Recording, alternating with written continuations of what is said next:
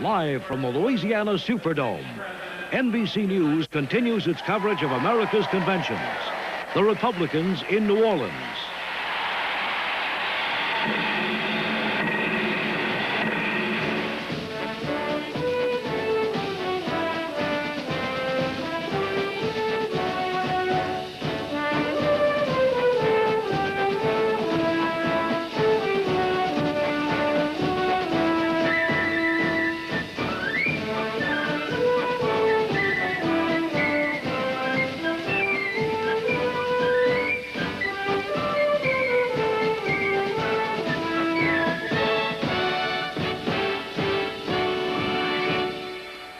Now reporting live from the Superdome, here is NBC News correspondent Tom Brokaw.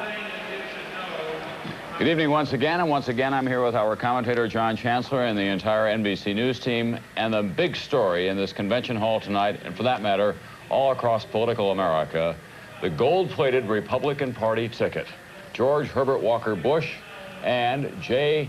Danforth Quayle, an Indiana senator with solid conservative values, a very handsome family, but a man who is untested in a national campaign. That was the surprise selection today of Vice President George Bush. Dan Quayle, or as he's known to his family, Danny Quayle. When his name first popped up over the weekend, it was discounted by all but a few as an unlikely possibility. But Quayle it is, and he is the son of a prominent, wealthy American family, just as George Bush is. How does this cut on the convention floor and across the country as Republicans try to size up their prospects for continuing the Reagan Revolution now with two new faces? Well, let's go to the floor and find out what's going on down there.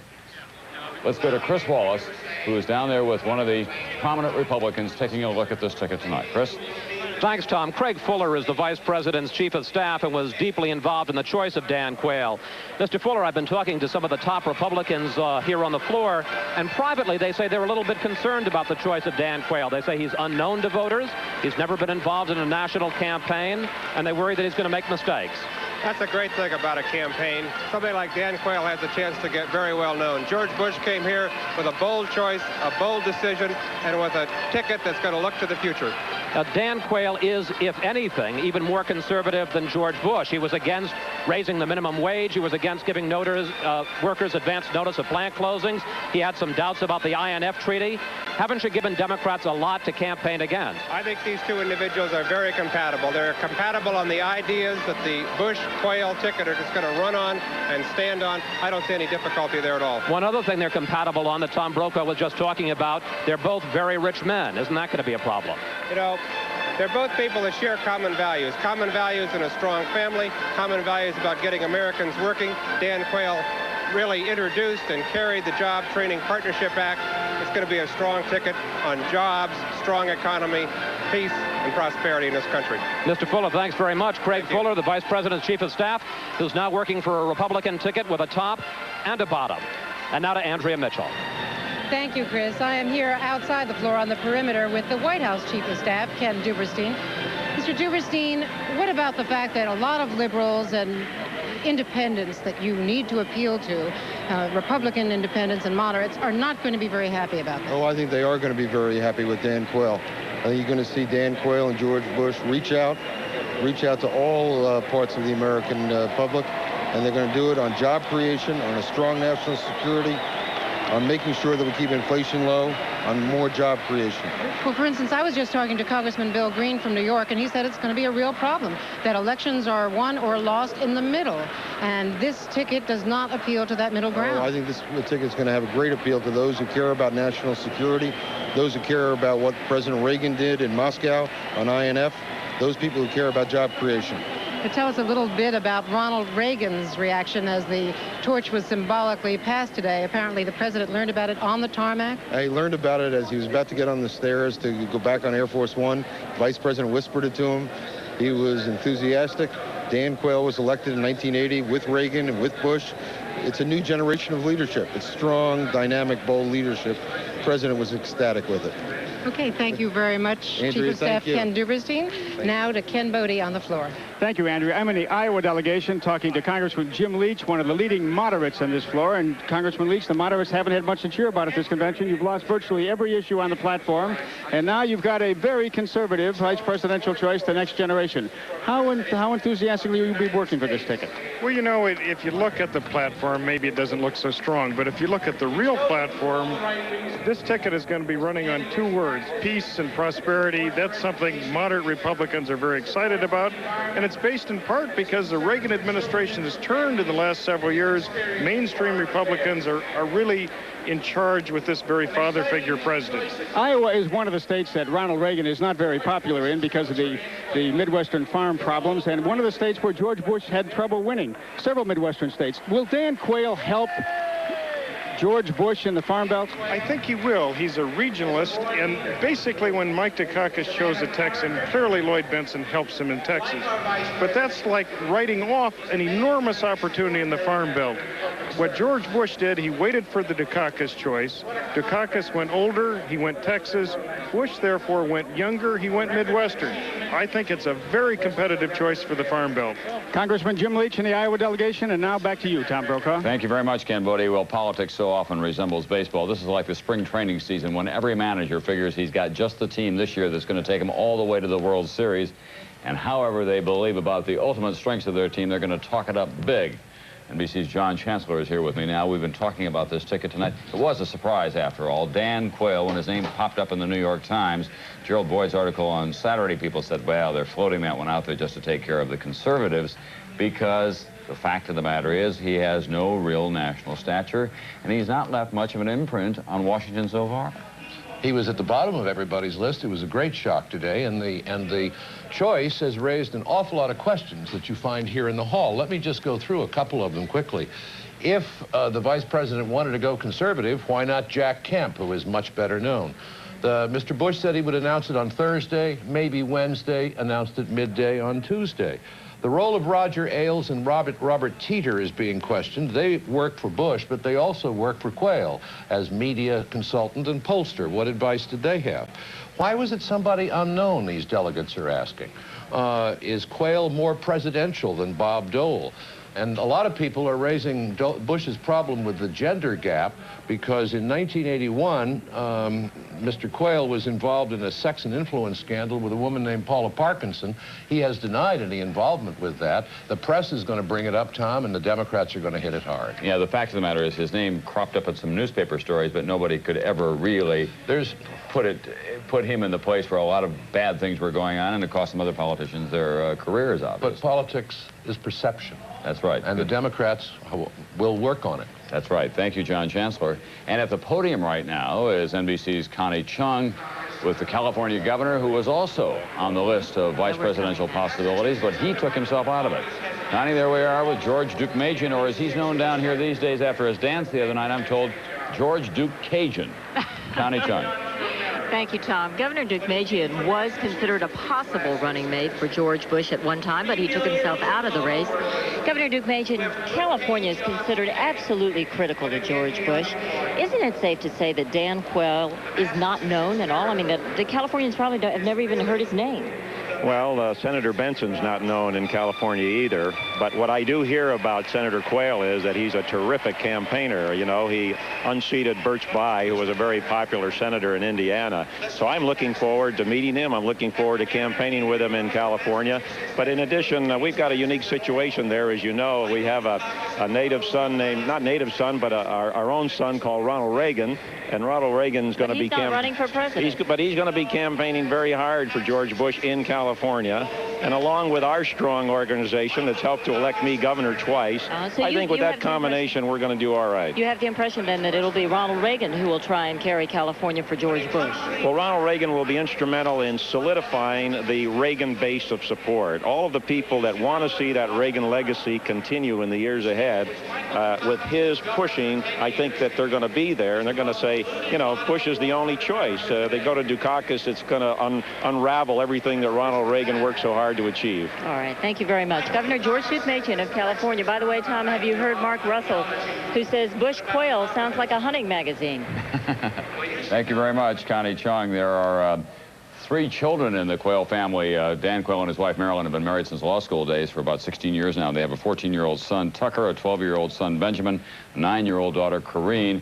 And when young Tucker was asked about it by his father, whether he thought this was a good idea, that he should run for vice president, he said he thought it was a swell idea. He expected he could get some help with his homework from the Secret Service agents. We'll see. We'll also be back right after this. Decision 88, America's Conventions, is sponsored in part by Merrill Lynch, an investment firm built on a tradition of trust, and by GE. From satellites to medical systems, we bring good things to life. And by Kellogg's Nutri-Grain cereal, no sugar added and no preservatives. And by Team Xerox, a world leader in document processing. We document the world.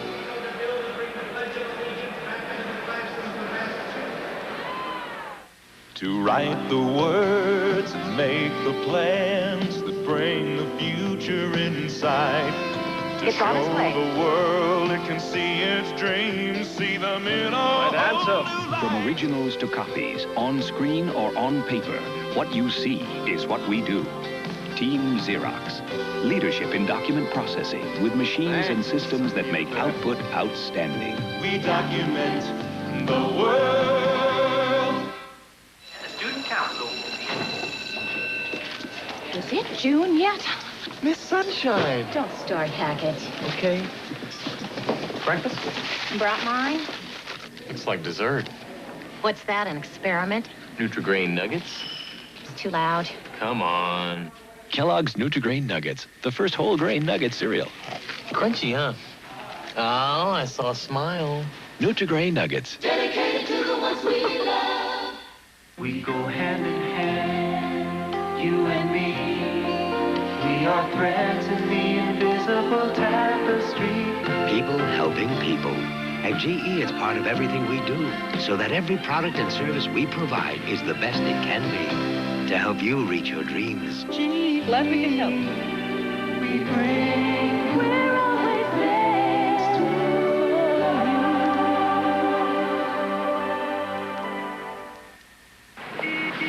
you. Wouldn't it be nice to be going home for a change? We asked for it. Why do you think Mr. Merrill's pushing this new training program? Welcome back, soldier. Well, the war's over. The country's gonna grow.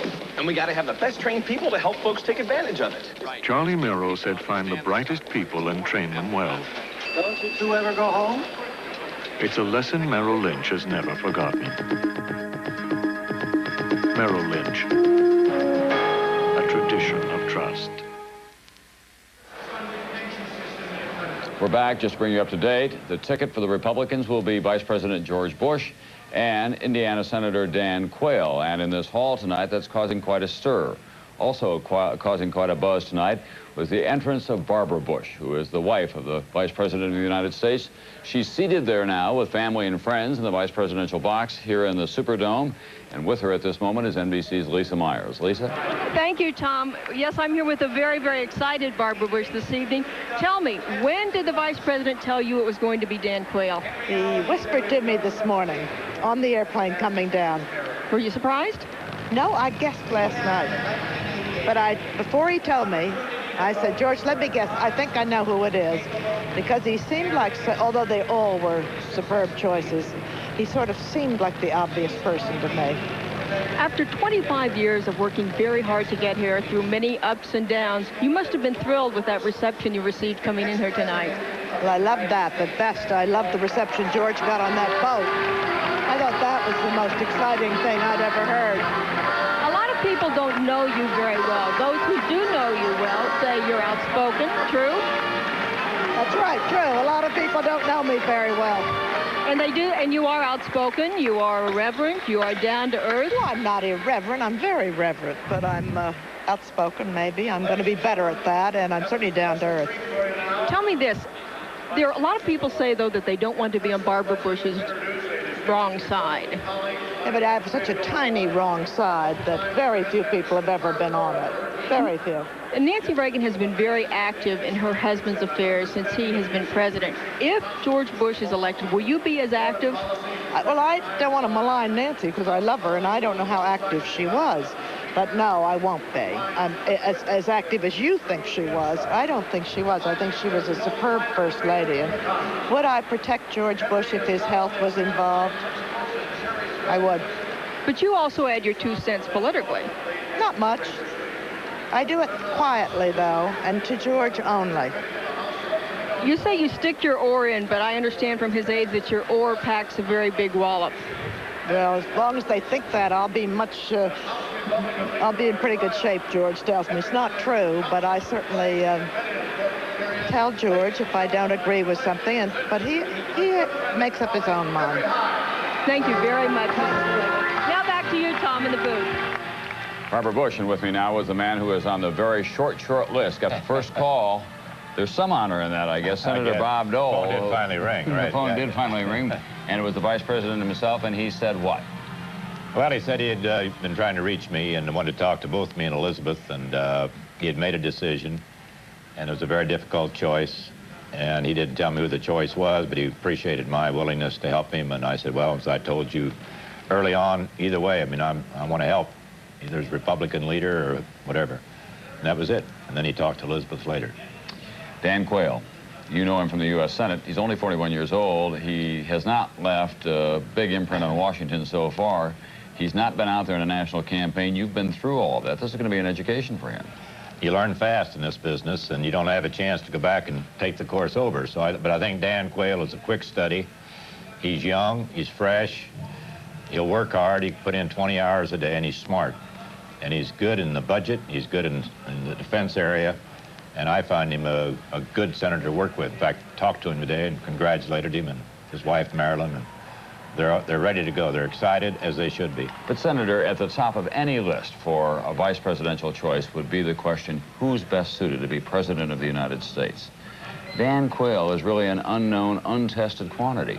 There you were, the leader of your party, for example, Pete Domenici, who leads one of the most important committees, also rejected. Jack Kemp, who was out there running for the office, set aside. Well, I think that's the one area that Dan has to demonstrate very quickly that he has the capability, because that's what many people think about. Can this man be president if necessary? And I think he can. I've worked with him on a one-on-one basis. I've worked with him all over the Senate, debating on either side of an issue. But he is unknown. But he'll be known by next week at this time. He'll be known by 30% of the people, and a month from now by half the people maybe, and he'll make a good impression. You were told that you were one of the 2 finalists. That's the indication I had. Do you believe that you probably weren't chosen because they felt that they just couldn't contain Bob Dole, that he would say something like, tell him to stop lying about my record, or put him back in his cage? Well, I don't know. I assume that was part of it. I think there was the comfort factor, and I think the vice president had to find someone that he was totally comfortable with, and that may have been a factor. I don't really think so. I've known George Bush 20-some years, and we haven't had many real problems. We both wanted to be president, and he won. And I must say, in New Hampshire that night, you're the one who asked me the question, I knew in my gut that it was all over. That was 2 years' work down the drain. I knew it was over for me in 1988, and so it wasn't the best time to pop the question, but I gave you a good answer. You did indeed. Listen, a memorable answer. I was any good. We also said to you that I did you a disservice here last night, which I didn't intend to do. I had you in and out of the race in a hurry, so I want you to know I want to stop lying about your record. Yeah, right. That's a pretty good record. And what about Republicans come the fall in the chamber that you care a lot about? U.S. Well, I'm going to devote a lot of my energies now to going out and try to pick up 5 Senate seats. If we can pick up 5 Senate seats, we're going to have a majority there for George Bush to deal with in 1989, and that's very important. So I've got a big goal to achieve. I'm going to get the vice president to help me, and also Danny Quayle, but we can do it. Thank you very much, Bob Dole, for being with us tonight. There is a kind of a mixed reaction to this idea that Dan Quayle is going to be on the ticket. Phyllis Schlafly, who is a well-known woman activist from Illinois and a conservative in the Republican Party, said, I was supporting Jack Kemp. But Quayle kind of looks like Jack Kemp. Votes like Jack Kemp, too. Votes like him, too. Right. All right, fine. We'll be back after this.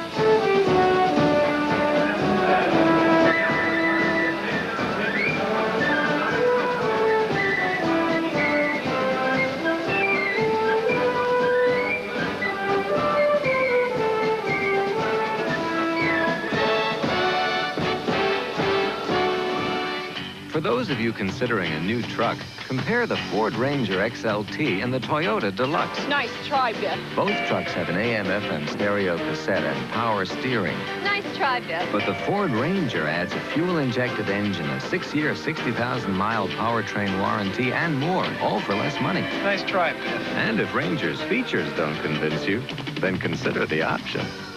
Get up to $750 cash bonus on America's best-selling compact truck, Ford Ranger. Even in the world's most beautiful playgrounds, things don't always go so beautifully. But that's okay as long as you have Visa Gold. Because we'll not only help you get a doctor, a lawyer for anything you need, we'll deliver a new Visa Gold and emergency cash to anywhere you are, anywhere in the world. And emergency cash is something American Express just can't deliver. Visa Gold, it's everywhere you want to be. The scenario with these guys grew with the mergers and acquisitions area of the law, past litigation support, or work product retrieval. Overseas, 4 or 5 different currencies, very complicated. Their auditors panic. They're pushing IBM, so we set the firm up with a Wang VS computer and WP+, Wang office, and we put up a legal time billing package in a Wang 4G office and customized code. Totally integrated, totally globalized. They benchmarked us. 2 months later, they polled the jury, and we won. It's winnable then. Definitely. Now, there's an attractive cereal. It's not designed to be attractive, Carol. It's designed to be crisp. It's Crispix. And the shape. I used to have earrings like this. Remember those? I see corn on one side and rice on the other. One light side, one dark side. It goes with everything. No, but it's designed to be crisp. It is crisp. How could I ever have loved the flake? I'm asking myself the same question. Kellogg's Crispix. It's crisp by design. NBC News convention coverage from the Louisiana Superdome will continue in a moment. Greece, Australia, Brazil, People's Republic of China.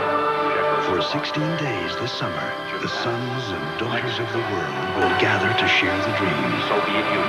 And the flame will burn a little brighter. Of America. The world is coming to Seoul. Citibank is about to show you a whole new way to handle your banking. It's a touch of the future.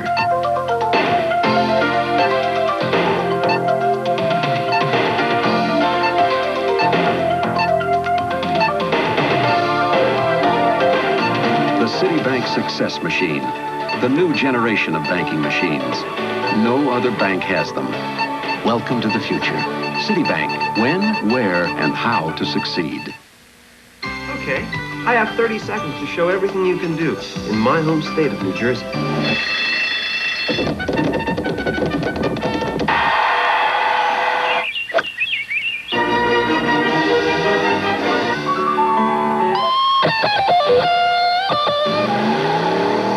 There. Now all you have to figure out is how to fit it into one vacation. New Jersey and you, perfect together. Call 1-800-JERSEY-7.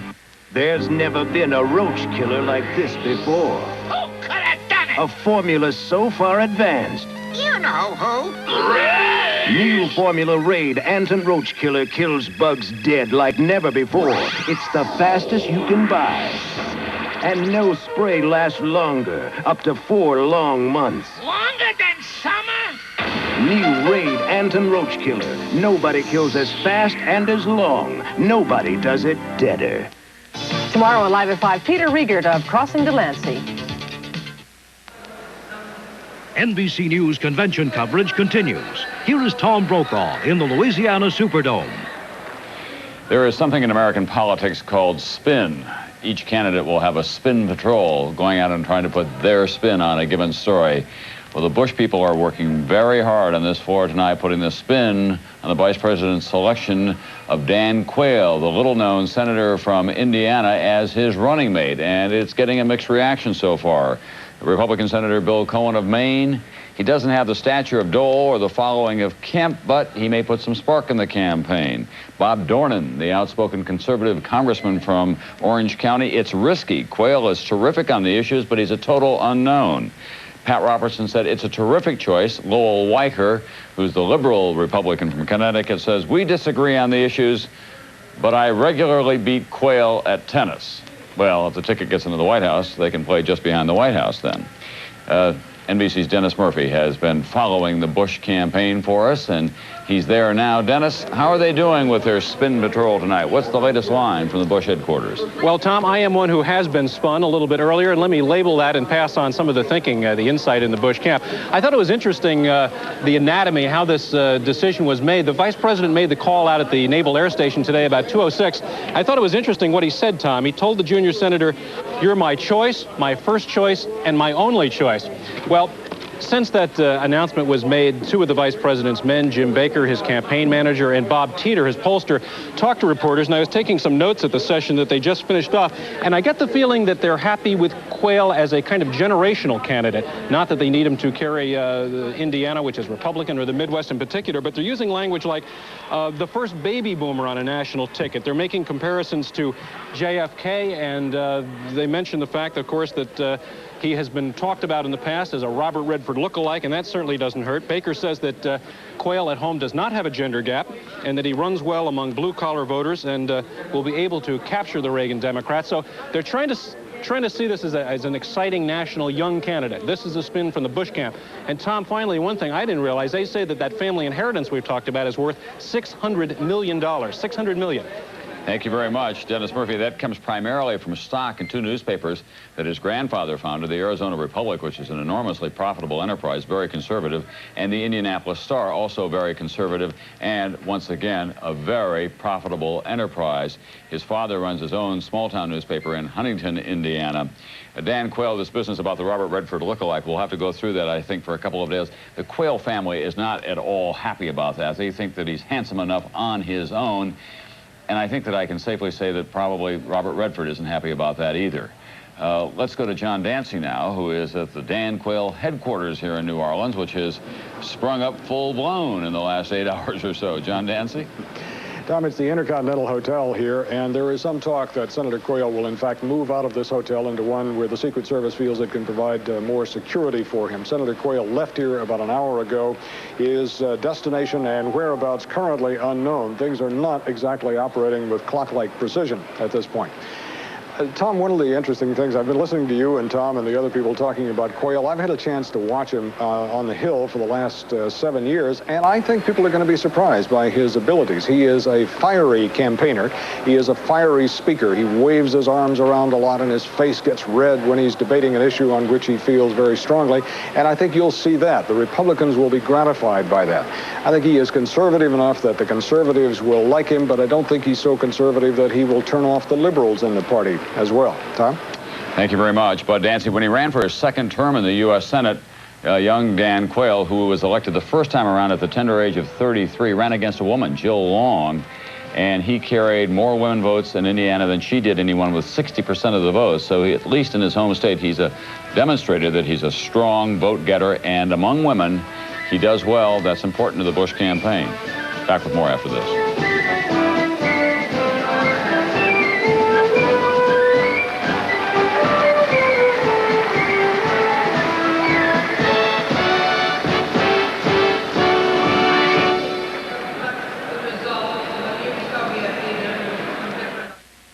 Well, you're in trouble already. I don't do flakes anymore. Come on, you want to make a splash for the cereal today, you got to jazz it up. Nuts, chocolate chips. Nothing here but flakes. Not something.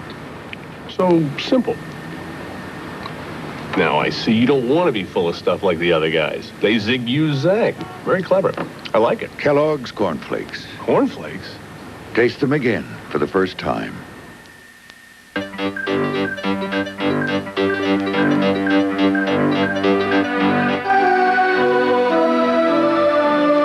All our science, our technology, our mathematics, somehow they add up to moments beyond any calculation.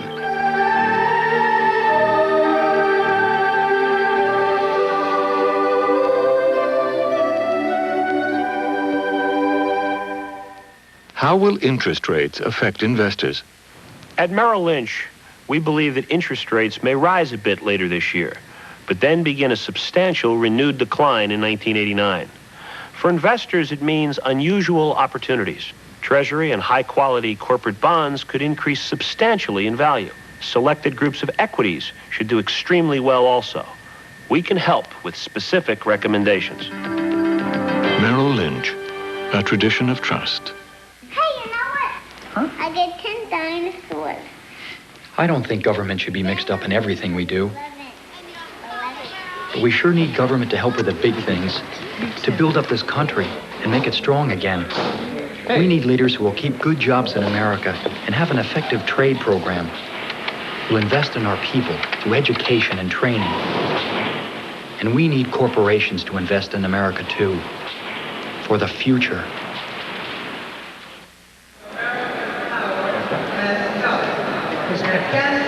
We're back now. We've just made a quick move. Quarterbacks can do that well. I like to say that. This one had a little more success than I ever did, I'll tell you. All right, Tom. Jack Kemp, nice to see you. Pleasure. Big disappointment? Not really. No, come on. Well, no, I'm seriously, serious. Congressman. I mean, no one Let would me answer the question. No one would blame you if you just said, "Gosh, I really did want to do that." Well, look, I learned a long time ago to not want things before they happened. If it had happened, I would have really wanted it. I would like to have done it. I'm going to be a good campaigner for the ticket, on or off the ticket, and there were just too many good men and women competing for it for me to be hurt by the fact that I wasn't the one. But life goes on. And Dan Quayle must have surprised you, though. It really didn't surprise me at the end. I must admit, had you told me that 5 months ago, it might have. He's a terrific guy. He's a good friend of mine. He's a very able senator, and he's going to bring a whole kind of generational approach the Republican Party needs to young people. I think it's going to be a good ticket, a very strong ticket. Phyllis Schlafly said he looks like you, and then Bob Dole said, yeah, he also votes like him. Well, he's a conservative, but he's got progressive ideas. He's been a leader in the Job Training Partnership Act. He's been a leader in arms control. He's been a leader, along with me and others, on urban policy to try to privatize and expand enterprise zones in the inner city. He's going to be a good campaigner, and I think he's going to put Mr. Benson on the spot. He's going to surprise a lot of people. Congressman, you've been out there. You know how tough it is. I mean, you went through a long, tough ordeal running for president of the United States. You didn't quite get there. In fact, you're a few yards short. So to speak. Right. Third and long yardage there at the end. Dan Quayle has never done anything like that. I mean, he's never been in that mix even in Washington, where he's been considered nationally. We're talking about a heartbeat away from the presidency. Isn't that where he is most vulnerable to the Democrats right off the bat? Who's this guy? They'll probably even say he's kind of got a Boy Scout image and he's from Indiana. Yeah, well, first of all, you're going to compare him to Lloyd Benson, and I think it's going to be a favorable comparison. He is an outstanding and able debater. I think he's going to put Dukakis and Benson right up against the wall. He's going to serve under George Bush. There'll be a lot of practical experience. He'll get it very quickly. I have a lot of confidence in Dan Quayle. He and Marilyn are good friends of ours. I think he's going to be a good choice for George Bush. Guess who I've just been told is listening to all of this and is standing by in Fort Worth, Texas tonight? You probably can get Benson. Lloyd Benson. What about that, Senator? Right, Tom. What about that, Senator? Tell him he's got his work cut out for him. What about that, Sounds Senator? like Jack was talking about some on-the-job training for Dan. You know, I've looked across that aisle at Dan Quayle, and I'm looking forward to comparing our records of accomplishment in the United States Senate and the questions of leadership, and which of us could do the most for our running mate once we were elected in pushing through a legislative calendar and program through the United States Congress. I think that'll be an interesting point to make. Senator Benson, I can just see, though, in a debate between you and Dan Quayle, the senator from Indiana turning to you and say, Senator, I'm so happy to be here with, we agree on so many issues. You supported SDI, so do I. You well, you know, were in favor let me tell you about that one, Tom, let me tell you about the last debate we had, and that was over plant closing, and we couldn't have disagreed more. And frankly, I thought that showed a lack of sensitivity for the concerns and the problems of the average working man and woman in America. Now, Dan Quayle and the administration lost that debate on plant closing, and I think that the average working man and woman won. This idea that you shouldn't give 60 days notice when management closed down a plant to let that worker pick up the pieces and plan his life again. And this administration thinking that a pink slip in the mail is notice enough. I think that shows the difference. Well, Senator, but the fact of the matter is that there will be that issue and there will be other issues as well. Aren't you? Well, let's take another issue. You've got one that's at the forefront today, and that's on trade. A big increase in the deficit in trade. And Lloyd Benson, I was the author of the trade bill in the United States Senate, one to help open up the markets of the world. And when you talk about job training, that particular provision was in that trade bill to help these people who've lost their jobs get the training so they can be productive members of our society.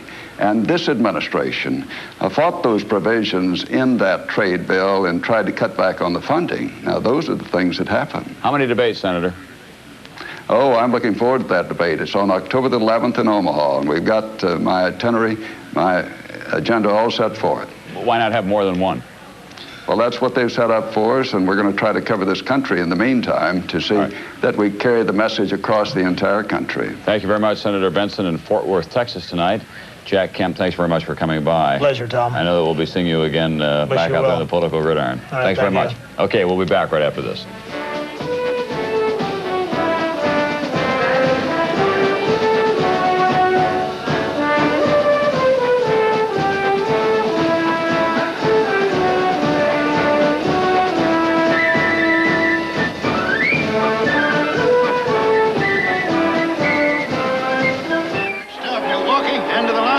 No, sir. It's just spaghetti. I'm here to open our new branch office. Soon we'll be all over America.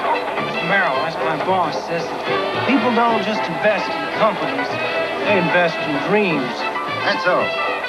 There's no dream too big for a country this size. Charlie Merrill's vision brought Wall Street to Main Street. Today, that vision helps Merrill Lynch find financial opportunities around the world. Merrill Lynch, a tradition of trust.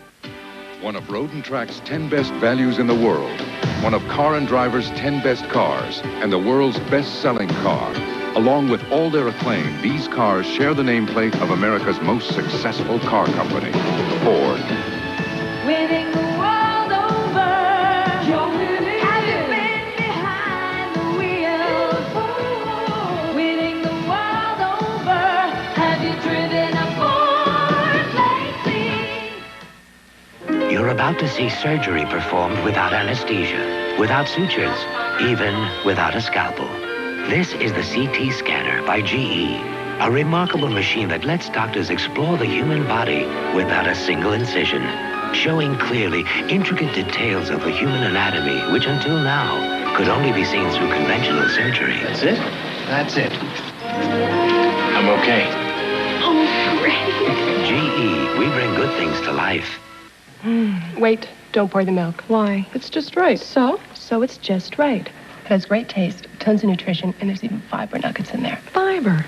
Yeah, those crunchy things taste good. That's why they're in there. Great. Now, why am I waiting? Because it's just right. And if you pour the milk, it's going to be something different. Good point. Kellogg's Just Right with fiber nuggets. For 100% nutrition and great taste, it's just right. So, it's just right. So what was it before? It was dry.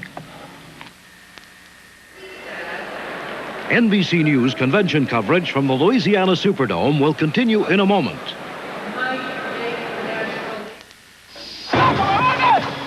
It's happening right now. An event that could change your life. You need to know about it from someone with a world perspective. Defense payments suspended.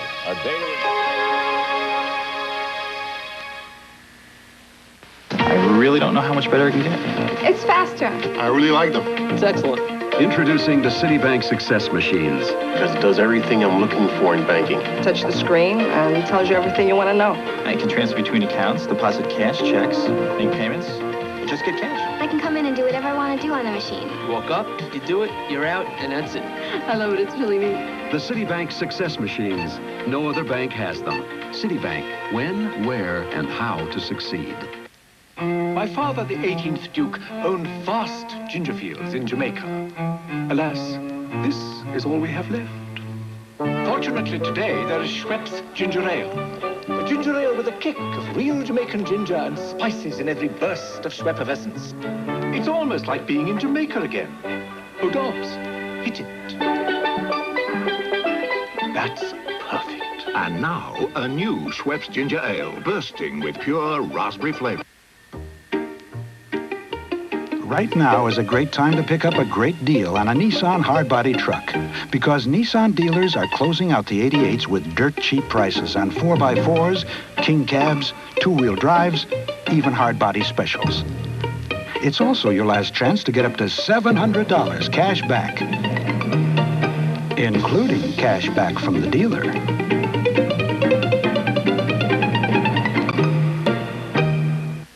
Tomorrow, Live at 5, Peter Riegert of Crossing Delancey.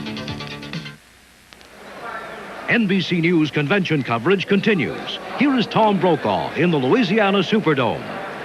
And in the Superdome, you're looking at the box of Vice President George Bush. That's Mrs. Bush in the blue jacket, of course, with his white blouse. And seated immediately to her left is Coretta Scott King, who is here as a guest of the Vice President's family tonight. She feels that she must appear at these conventions in a bipartisan way to honor the memory of her husband, the late Martin Luther King Jr., of course, but she was greatly honored when she appeared at the Democratic National Convention in Atlanta. And my guess is that some Democrats will be wondering tonight what Coretta Scott King is doing at a Republican National Convention. She does say that she's here to honor the memory of her late husband. NBC's Tom Pettit was the first one to give us a clue today that this vice presidential selection process was moving along apace when he was able to report that those who were not going to be chosen were getting some calls from the vice president. And he's at the Bush headquarters tonight. Tom, you and I both know a master teacher in American politics by the name of Stuart K. Spencer. He has a new pupil tonight. His name is Dan Quayle.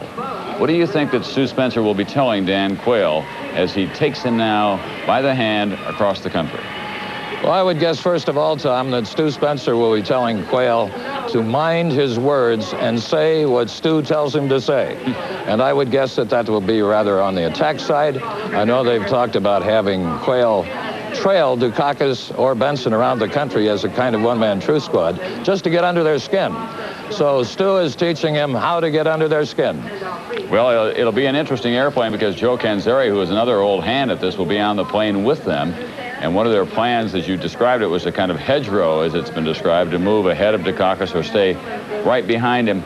But what about the business that Dan Quayle has never been out there before? This is an enormous challenge for these two old hands.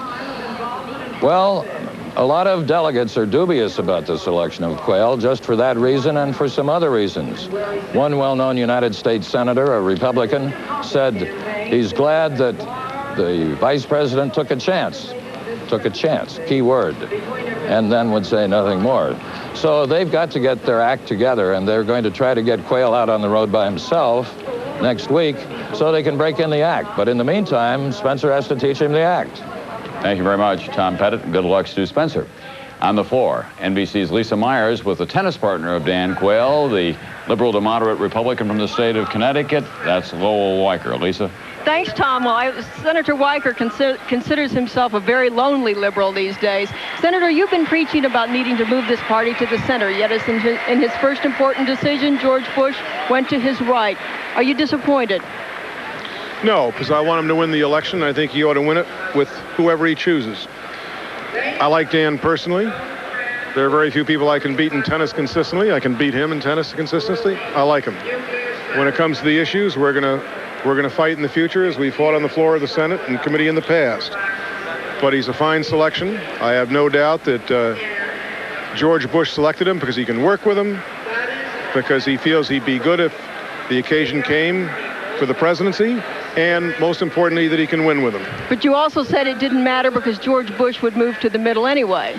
There's no question in my mind that Bush will bring the party closer to the center, both governmentally and politically, when he becomes president. The first thing he's got to do is to get out of this place with the nomination alive and well. So I'm 100% for his choices. Thank you very much, Senator. And now to Connie Chung on the podium. Thank you, Lisa. I'm here with Frank Fahrenkopf, chairman of the Republican National Committee. And George Bush has decided that he's picking someone young and bold in Dan Quayle. But isn't he really picking someone who's young and green and is going to need a lot of on-the-job training? Really not at all, Connie. If you look and compare Dan Quayle's experience in state and federal government with the nominee for president of the Democratic Party, Michael Dukakis, you're going to find that Dan Quayle has more experience than Michael Dukakis has. All right, why don't we take simple campaigning? He doesn't have much experience on a national campaign at all. He has none. Well, I mean, Michael Dukakis didn't have it before he ran this campaign, and he's been at it now for about a year. I mean, we're talking about, as you know, a very hard-hitting general election campaign where there's only 2 candidates for president and 2 for vice president. He's got a tremendous record in Indiana of appealing to Democrats. That's a very, very important attribute. With his experience, which I believe exceeds Dukakis's, we got a great ticket. All right. As I look out here over at this podium, I can see that a lot of people are roaming around. No one seems to be listening to the speakers. What do you think the problem is? They hardly listen to Gene Kirkpatrick, and it was the same last night except when Ronald Reagan... Well, you know, I've been coming to these conventions a long time, and sometimes it takes a while to get people cranked up. There's no question, I think, that the announcement of the vice presidential candidate today is the talk. I think that's what they're talking out there, and in many ways it's tough on these speakers today, tonight, to have to follow that announcement this afternoon. Right. But the content will do it. All right, thank you very much, Frank Fahrenkopf. And now to Chris Wallace on the floor. Thanks very much, Connie Chung, and we're here with one of the people who was often mentioned as a possible vice presidential running mate for George Bush, Senator Nancy Kassebaum of Kansas. Senator, what's your reaction to the choice of Dan Quayle? Well, I was disappointed Bob Dole wasn't chosen, but I respect the fact that George Bush was trying to find someone that he felt comfortable with as the best balance on the ticket. I think Dan Quayle is very strong on defense issues. He'll be, I think, used to attack. But does it bother you that he's inexperienced? I mean, we're talking about a person who, if they're elected, would be a heartbeat away from the presidency. George Bush has always said he wanted somebody he felt comfortable with could be president. And I think that he obviously has considered that, and he believes Dan Quayle will be. Senator Kassebaum, thanks very much. Now let's get some more reaction from Ken Bodie. Thank you, Chris. I'm standing here with one of the seasoned veterans of this party, Clark Reed of Mississippi. Clark Reed, you are one of the veterans, and they picked somebody who's very, very young today. We've been talking to people. Is this man seasoned enough to do a national campaign? Oh, certainly he is. He has real experience and real credibility in national security. That should be, and I think will be, the #1 issue in his campaign. Well, national security, Clark Reed, when I walked up to you and said, how do you like it? You said, I like it because he's against the INF and I'm against the INF. He was against the INF. That's right. That shows independence and shows intelligence. I think that President Reagan got off the reservation on that one. What would Dan Quayle do if he has a heartbeat away from the presidency on INF? What's your judgment? Well, he's going to do what the president asks him to do, as all good vice presidents do. As Lloyd Benson will do when the very, very liberal President Dukakis asks him to do something, he'll do it or he'll take his airplane away from him. As far as youth, I think it's fine. I mean, on-job training is not too bad a thing for the vice president, but it's not much for the president, like in Dukakis' case. Clark Reed, always the partisan, and out of the booth for Tom Brokaw. He certainly is that. He may look familiar to you, Clark Reed, because he became a kind of principal figure in 1976, you may remember, in Kansas City, and he probably single-handedly denied Ronald Reagan the nomination at that convention and kept it for Gerald Ford, who was the incumbent, by holding his Mississippi delegation for Gerald Ford. You'll remember that there were just less than 200 votes separating Gerald Ford and Ronald Reagan at that convention. Clark Reed.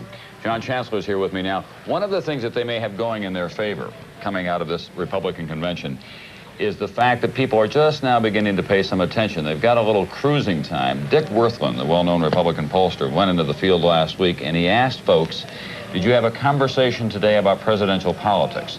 19% said yes. Did you have a conversation today about football or baseball?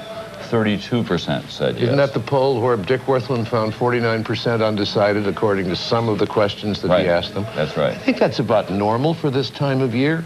It's well before the World Series when people really begin to get interested. It's well before these first debates. But Tom, I think this time the debates are going to be really more influential, perhaps decisive than they were before. People haven't seen Senator Quayle, so the debates are going to be terribly important for him. So similarly with Benson. And I think with Bush and Dukakis, they know who they are now, but I think those are going to be real contests. I think they're going to be fascinating. Dukakis will try to get under Bush's skin. I think the reverse will take place, and I wonder if Dukakis may not score a few points getting George Bush mad. I'm sure that's what they want to do. They're sitting there in Boston tonight, and they're trying to figure out what they're going to do about all of this. They've already got out. They're pretty good. They've 2.5 pages on Quayle and deficits and on privilege and on SDI and Contra and so on. One of the amusing things, Susan Estridge, who is Mike Dukakis' campaign manager, and she's, what, 35 years of age, I think, Harvard Law professor. She was asked if Dan... younger than Dan Quayle. Well, but she was asked whether he's too young. And, of course, she didn't want to step up to that one. She said, no, I don't think age makes any difference in this case, because she's too young. Dan Quayle is younger than George Bush's oldest son. That's right, who is, what, 42, I think? 42, just turned 42. Well, he campaigned for him in 1976 when he first ran for Congress. George Bush went out to that district, and he called him Danny today. He seems to be very familiar with him. And when I talked with Dan Quayle's father and his mother earlier this afternoon, they didn't know about it. We were telling them that we had reported that, and at that point we were confident that it was true, but they had not heard from him since he left Indiana last week to come down. When you see him, tell him to call his mother. Well, I did that once. I hope that he's done it by now, and I'm sure that he's had. They also say that he's a winner and he'll be all right. By the way, the ticket, George Bush and Dan Quayle will hold a news conference here in New Orleans tomorrow at 12:30 p.m. Eastern Time, 11:30 a.m. Central Time, and NBC News will carry that live. We'll also continue with our live primetime coverage of the second night of the Republican National Convention. Coming up, the keynote speech by New Jersey Governor Tom Kane. But first, this.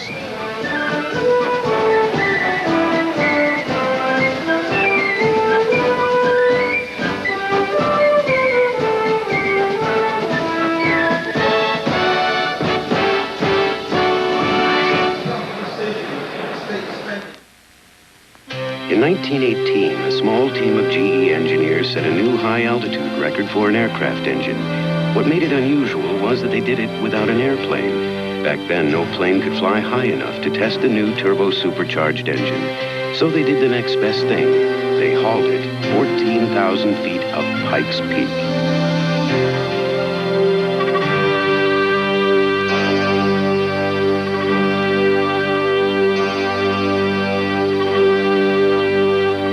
After several fits and starts, this remarkable new engine roared to life.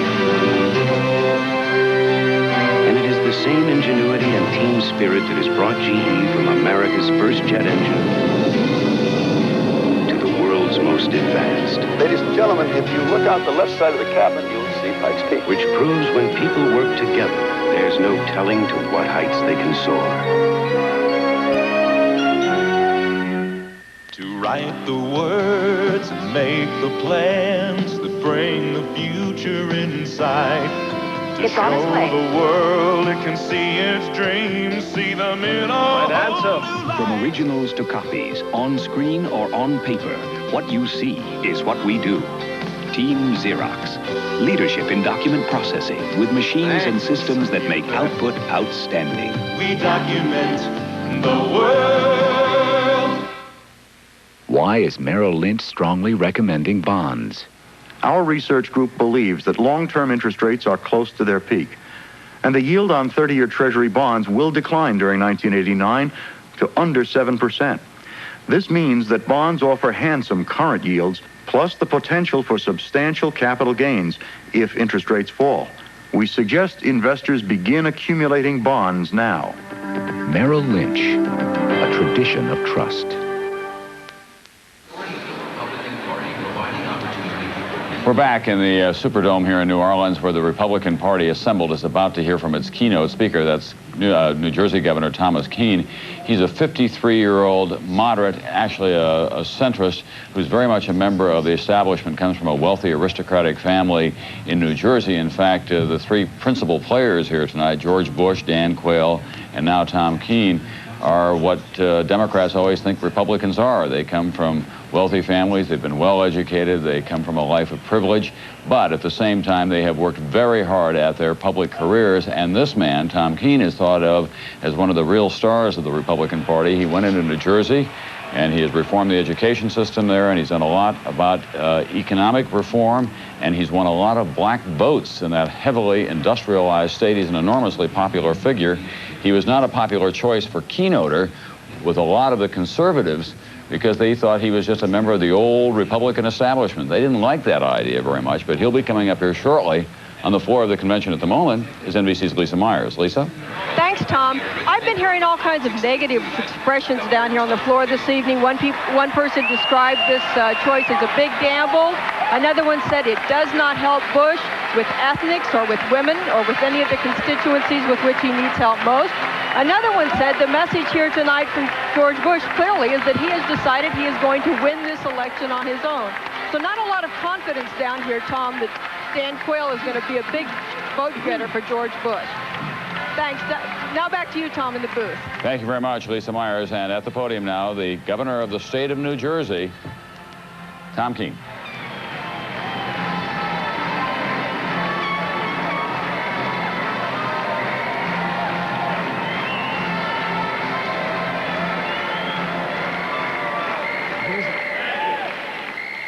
Thank you very, very much. You know, last week, I went to the National Governors Association meeting, and there was a fellow governor there. His name happened to be Mike Dukakis. You know, Mike Dukakis gave me this hourglass, and he gave it to me because people had become bored with speeches at the Democratic convention. Well, tonight I'd like to use it to send a different message, Mike, because it proves an important point. Time has run out a long time ago on your liberal vision of America.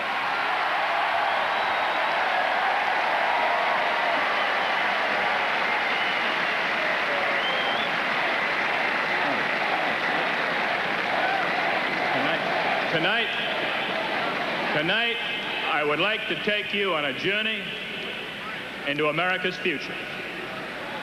We begin, oddly enough, centuries ago, when a ship on a monumental voyage found itself beset by debate and argument.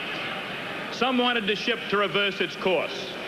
They cried, "Turn back, turn back." But the Santa Maria stayed on its course, and mankind gained a new world with unlimited hopes and horizons. The president that we elect this year will preside over the 500th anniversary of Columbus's journey, the first voyage in pursuit of the American dream. Historians today agree that Columbus was right to ignore his doubters. But what about our voyage? I would not presume to predict the judgment that historians will make of Ronald Reagan. But I do know they must report the facts. And they will report that today, 17 million more Americans have jobs than just 8 years ago.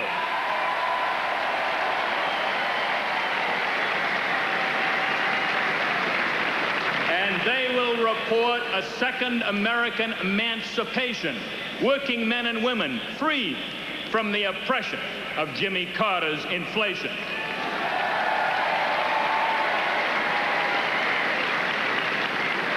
And they will report the incredible fact that the leader of the Soviet Union went on television and admitted that communism has failed.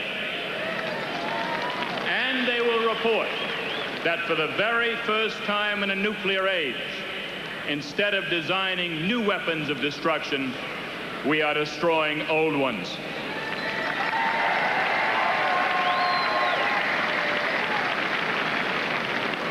But my friends, this election is not about past accomplishments, but future resolves. Very simply, it is about which party is willing to tell the truth to the American people. And a great deal about the Dukakis campaign can be summed up by one incident. You see this flag behind me of red, white, and blue? To us, that symbolizes the land of the free and the home of the brave. Well, you know, their media consultants in Atlanta said they didn't think those colors looked too good on television. So they changed that red, they changed it to pink. And they took that blue and they changed it to azure. And that white, that became eggshell. Well, I don't know about you, but I believe Americans, Democrat and Republican alike, have no use for pastel patriotism.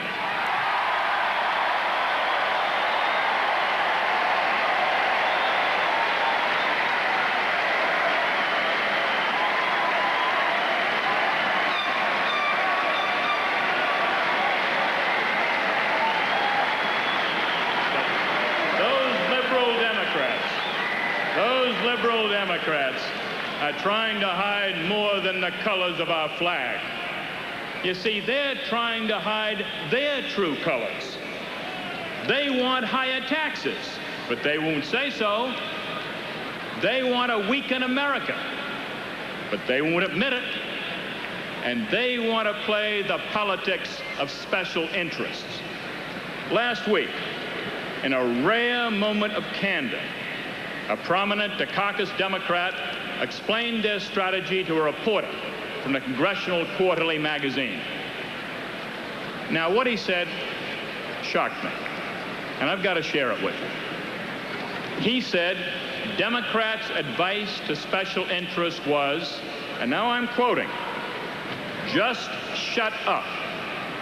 Gays, women, environmentalists, just shut up and you will get everything you want after the election. In the meantime, just shut up so we can win."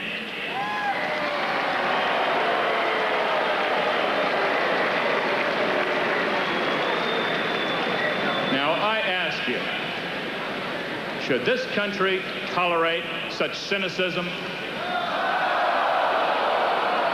Should this country tolerate a campaign of deliberate deception? And should we tolerate a campaign that pits one American against another? You see, our Republican Party will not divide people. We will bring America together.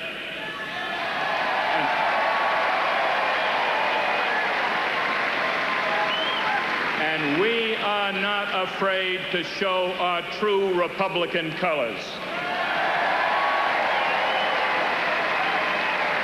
Our purpose was spoken more than 100 years ago by a man who said America means a government whose leading object is to elevate the condition of men, to lift artificial weights from all shoulders, to afford every person an unfettered chance and a fair start in the race for life.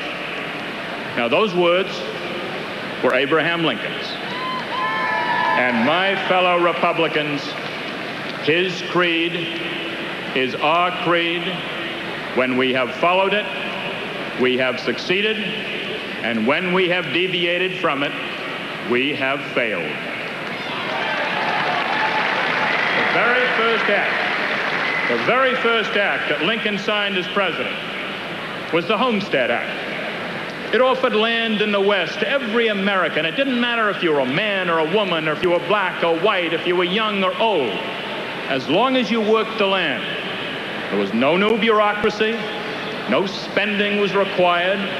See, this Republican program limited government while offering to all unlimited dreams. Today, Americans have the same dreams. But the answer to those dreams will not come through bigger government in Washington. You see, that's what the Democrats offer. You know, it's no wonder that the most popular movie in Atlanta during their convention was Big. See, they thought it was a documentary on their philosophy of government.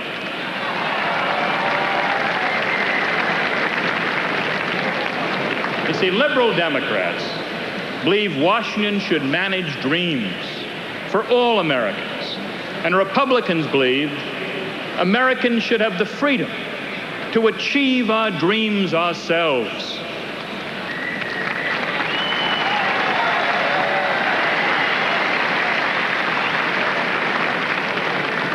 Republicans believe that if liberty is threatened anywhere, it is threatened everywhere.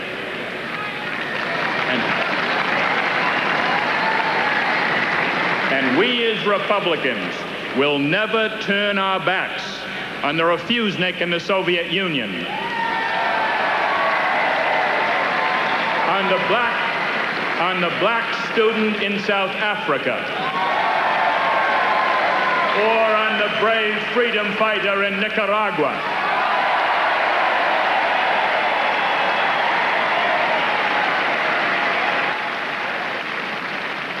You know, Jeannie Kirkpatrick is so right when she says that when it comes to defending America, George Bush knows best.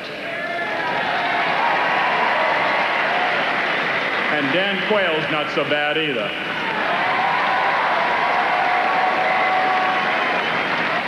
All I can add is one warning.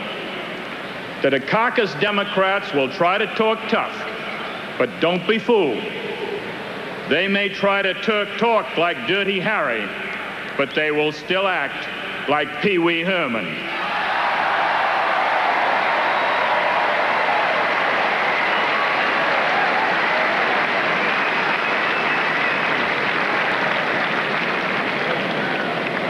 We live in a dangerous and a very uncertain world.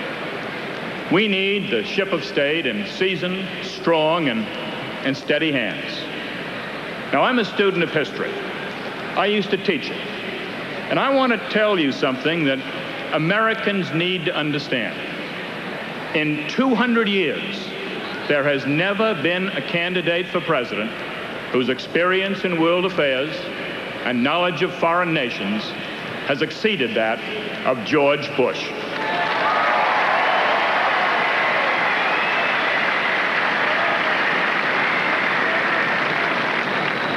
And we must stay the course at home as well. If the Reagan-Bush years have proved anything, it is that the heroes of the American economy are not paper pushers along the Potomac, but they're dream makers in Dayton, in Denver, and in Dallas. The Dukakis Democrats don't believe that. According to the New York Times, 2/3 of the delegates in Atlanta said they wanted higher federal taxes. But the Democrats know that, just as you do, the American people disagree. So they tried to hide those colors too. They make promises and then don't put any price tag on the promises. Well, we added up the cost. They call for an end to economic violence. What it really means is taking from those who work and simply giving to those who don't. And what does it add up to? More taxes. And where is Ted Kennedy?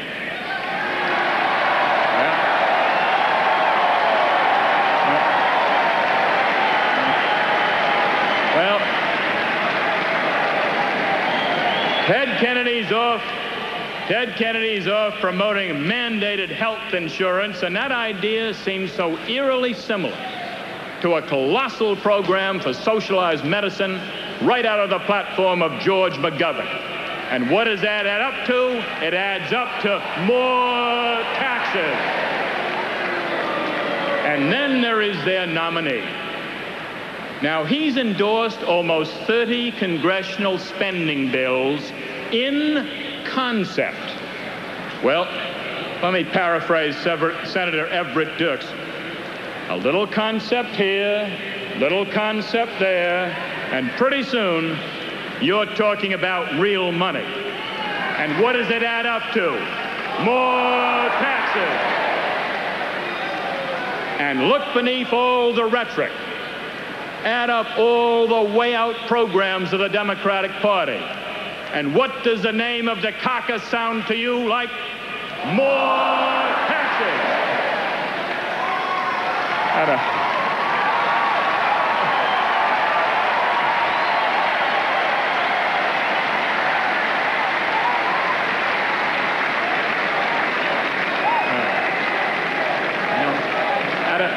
At a time when costs are rising, when all of us are paying more for insurance, for housing, for medical care, for the cost of sending our children to college. The liberal Democrats want to take money out of the pockets of working men and women because, you see, they think that Washington can spend it better. Now, I know those Democrats like to insist they understand the average person, but the average people I know don't want to pay higher taxes.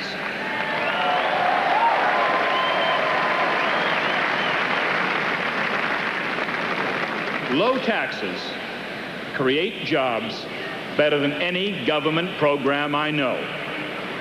In New Jersey, my state, the Reagan-Bush tax cuts have created almost 750,000 new jobs, and these are good jobs with bright futures.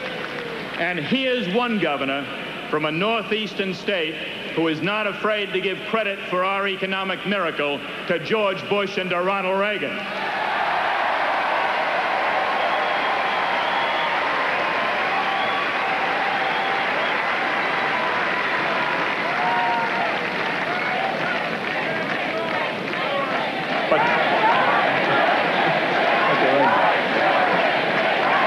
But the Reagan-Bush recipe of low taxes and economic freedom is not just working in New Jersey and Florida or California. See, our recipe is working far beyond our borders. Around the world, people are voting with their feet for capitalism over communism. Just think for a moment. How many West Germans climb over the Berlin Wall to get to East Germany? Not one. And how many Malaysians pack up and head north to Vietnam? Not one. And I ask you, how many Costa Ricans tomorrow morning will stand in line to get visas so they can get into Nicaragua? Not one.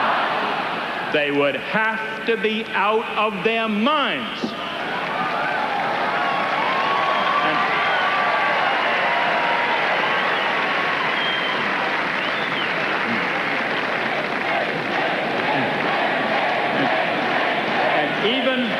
Even communist nations are finally realizing that Karl Marx knew about as much about economics as Groucho Marx.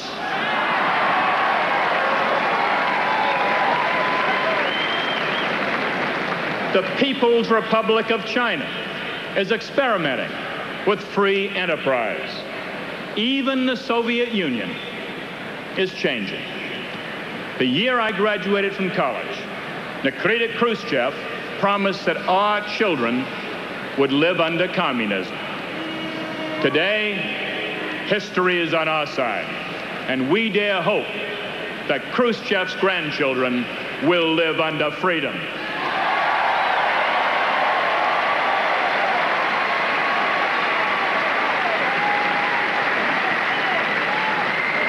Look at the free world. Britain, France, Japan, Italy, all cutting taxes, all limiting government. Only in America is the party of the left proposing solutions that time has left behind. And only in Atlanta could the Democrats draft a platform that has gone with the wind.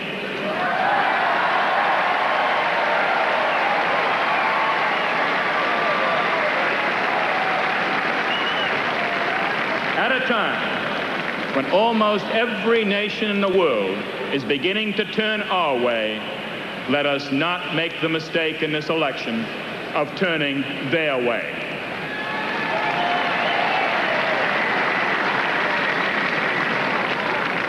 But let us understand also that the ship of state is venturing into uncharted and troubled waters.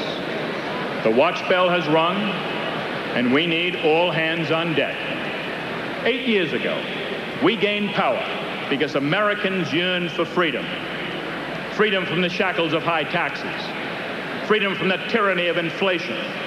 Freedom from the burdens of big government. And we wanted freedom. from the embarrassment of an America that wore a kick me sign on its back.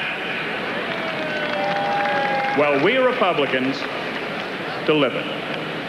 After 8 years of Ronald Reagan and George Bush, our country is stronger, safer, and better today, and Americans are proud to admit it.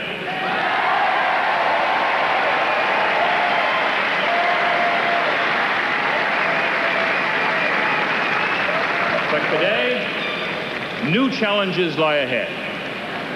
And we won't win by simply punching the VCR and replaying the last election. And you know what?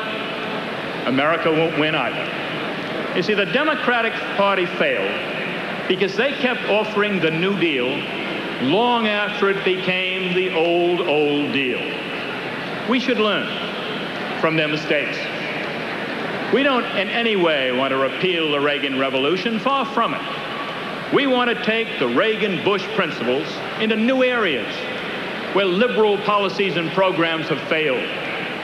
Today, America demands a new vision, and we want new freedoms. Freedom from racism, freedom from poor schools, freedom from polluted oceans, freedom from crack dealers, and most of all, we want freedom to know that our future will be made right here in the United States of America.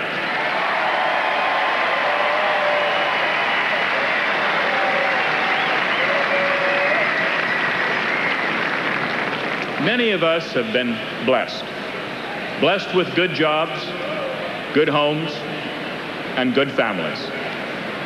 But we also care about those who are not so fortunate. We have to care, because you see, their future is now our future. Their tomorrow is our tomorrow. The simple truth is, there are no spare Americans any longer. To those who are ill-schooled, ill-trained, or ill-housed, we must reach out and lift the artificial weights that Lincoln promised. As Republicans, we will do it, not only because economically it is the only thing to do, because morally it's the right thing to do.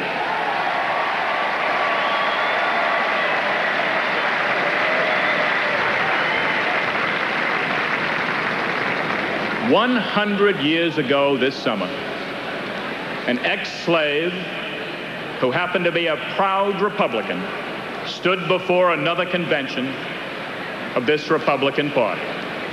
Frederick Douglass said a government that can give liberty in its Constitution ought to have the power to protect liberty in its administration. 100 years later, bigotry and intolerance still threaten.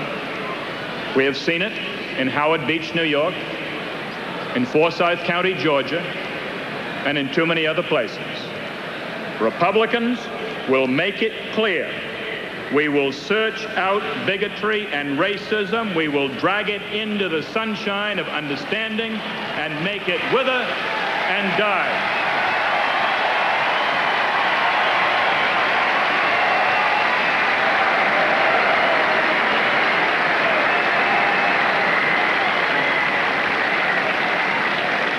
And we Republicans offer liberty not just from prejudice, but from poverty. The Democrats gave us the war on poverty, and poverty won. Hosea Williams said it best. The war on poverty failed because by the time it trickled down to the poor, all we got was scraps from the table. We offer poor Americans not the junk food of more big government, but the full meal of good private sector jobs.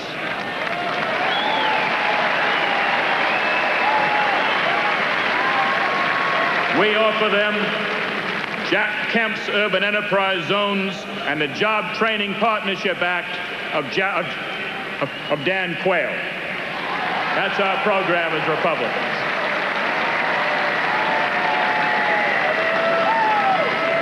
You see, our idea is simple. Cut taxes in inner cities, and new businesses and new jobs flock into place. And we have discovered something in the state of New Jersey. Every time we take an unemployed person and give them a job, we take a Democrat and turn them into a Republican.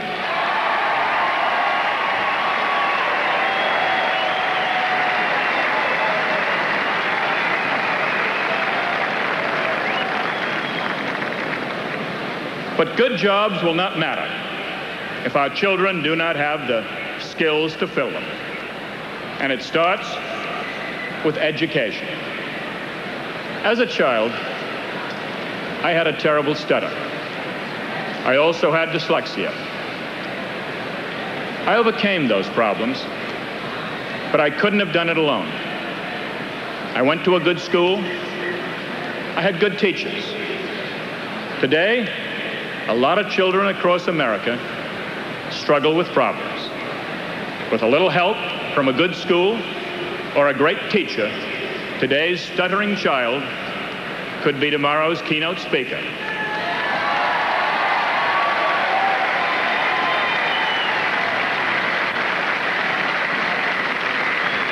And today's potential dropout could become tomorrow's Thomas Edison.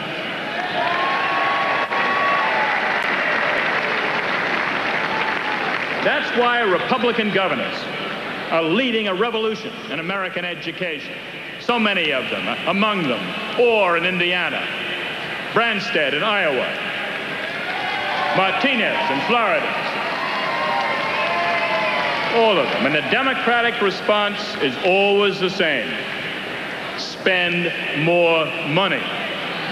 But you see, Republican governors understand that money won't make a difference unless we change other things as well. No more automatic passing of students from grade to grade.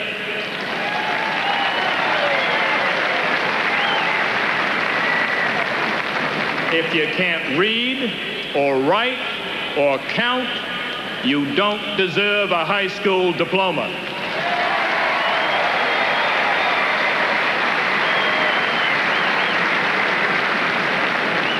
And mediocrity can never be tolerated in teaching. From now on, hard work and creativity on the part of teachers must be rewarded every single day.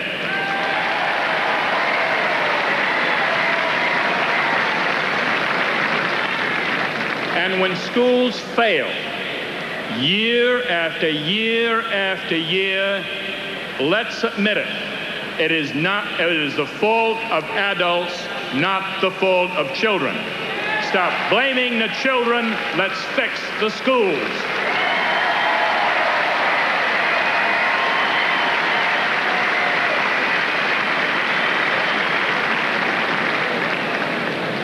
And children cannot be educated if their minds are clouded by drugs. Kingpins who make millions by selling drugs to our children are merchants of death. And you know, I agree with George Bush. Those who dispense illegal drugs should be prepared to have death dispensed to them.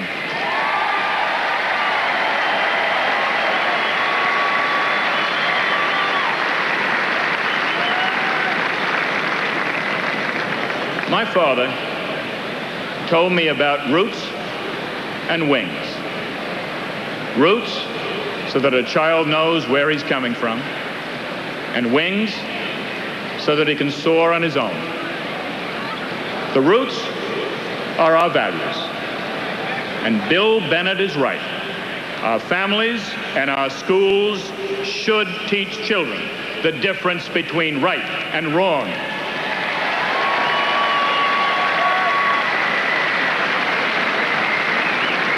And that honesty is the best policy. And at the risk of offending some people, there is nothing wrong with young Americans reciting the Pledge of Allegiance to our flag.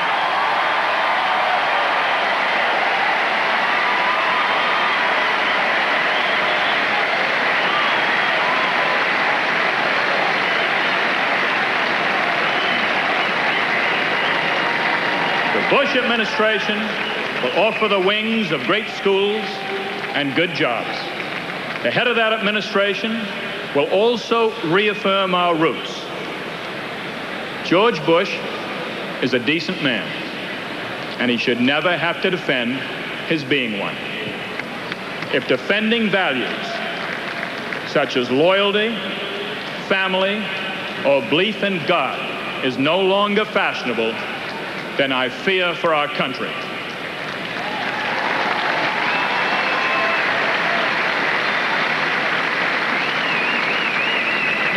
And there is one more value, and that value comes from the Bible. One generation passeth away, and another generation cometh, but the earth abideth forever. So wrote Solomon, and never has the need for environmental protection been written more beautifully. Today, our air is plagued by acid rain. Our ocean and beaches are sullied by sewerage and syringes. Our very future is threatened by sunburn from above and by poisoned water from below. The party of Teddy Roosevelt must regain our environmental heritage.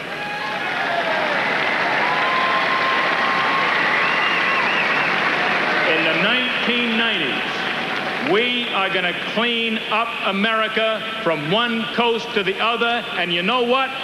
We're going to start way up north in Boston Harbor.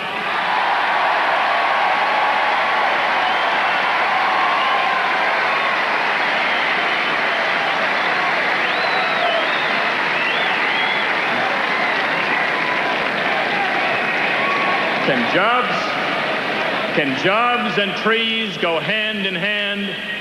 Yes, they can, and President Bush is going to prove it.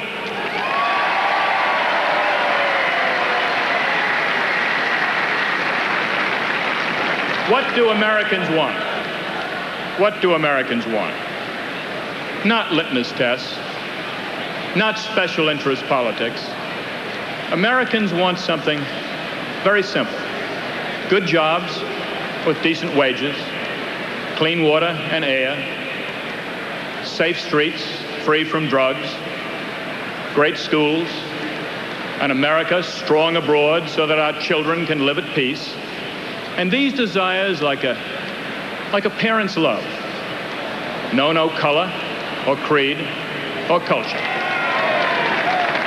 And with these issues, and with George Bush at the helm, we will go to the farms and the cities, to the barrios and the union halls, to the suburban developments as well as the country roads, and let us send one message to the Democrats this evening.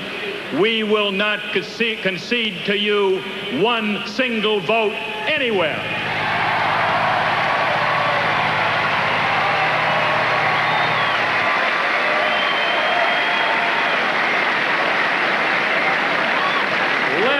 Those Dukakis Democrats offer the politics of delusion and exclusion. We Republicans will practice the politics of inclusion.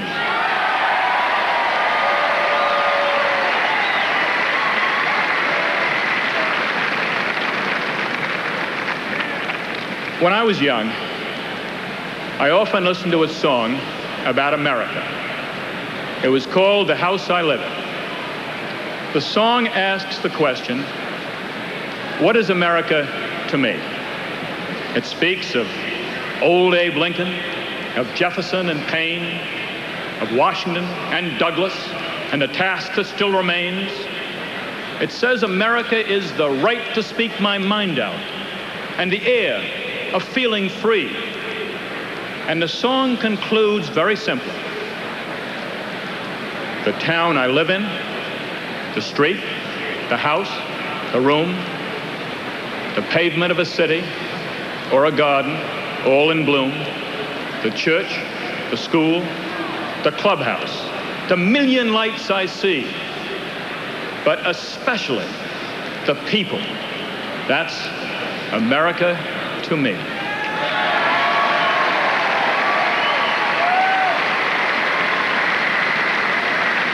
A especially the people. That's America to me. But America is this and so much more.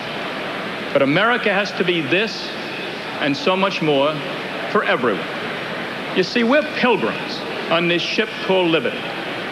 We carry with us the dreams of our forefathers, whether they came in the Mayflower or a slave ship, whether the ship docked at Ellis Island or the port of San Francisco. If the free nations of the world represent the fleet of democracy, we are the flagship.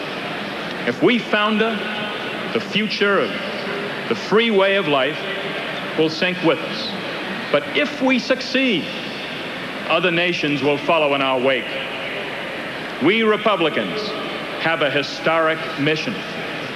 We must prove to the world that in this voyage of America, no one, for reasons of race or background, is ever left behind, but that everyone is on board. For all of us, our crew on this ship of freedom, all of us serve publicly or privately at our own stations. It is our generation's watch on deck. Each of us, as a parent, can make our house a home. Each of us, as a worker, can make our job a vocation. Each of us, as a citizen, can make our community a neighborhood. With God's help, we will reclaim the faith of our fathers. With God's help and the leadership of George Bush, we will redeem the American dream. Thank you very much.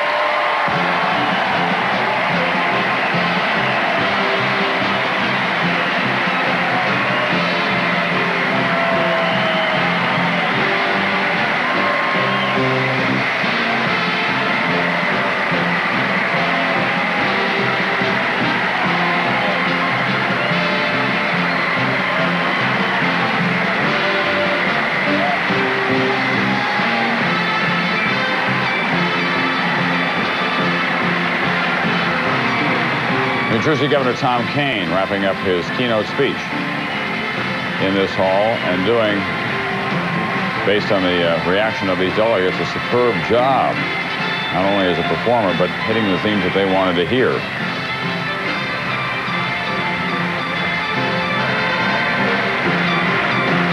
Kane's a moderate Republican who has worked very hard in his state on repairing the inner cities, on reforming the education system, reaching out to people who are not now in the Republican Party.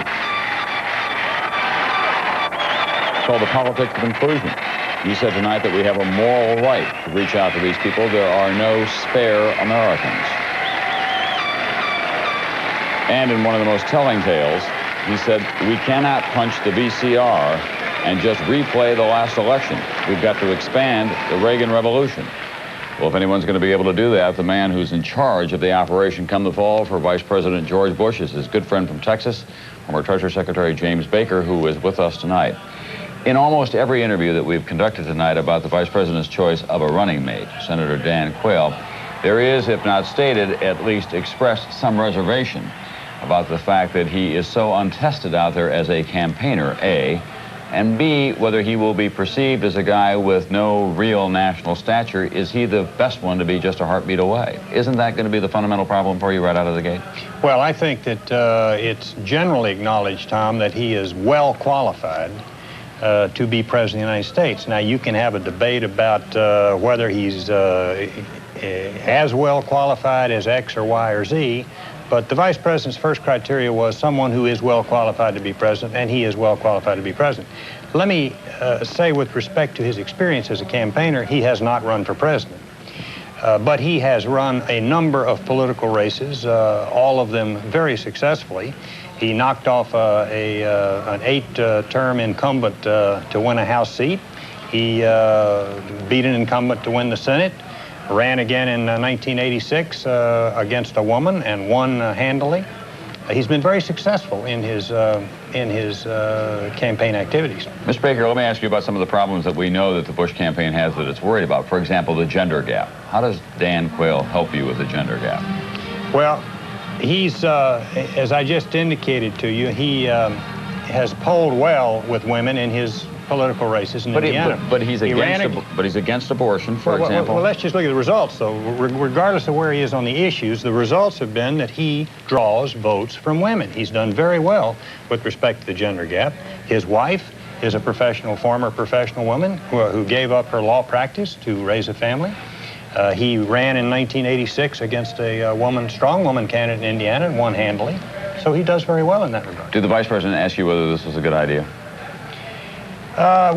We talked about this and other. I gave him my views, and I'd like to leave that private. Those were given to him privately. I'd like to keep them private. Well, it sounds like you weren't. But I will say this: he did not. The Vice President did not tell anybody of his choice. He made the decision this morning as he got on the airplane to come down here. He told the President of the United States at roughly noon when they... You can just take that out of your ear. We don't need that anymore. At roughly noon.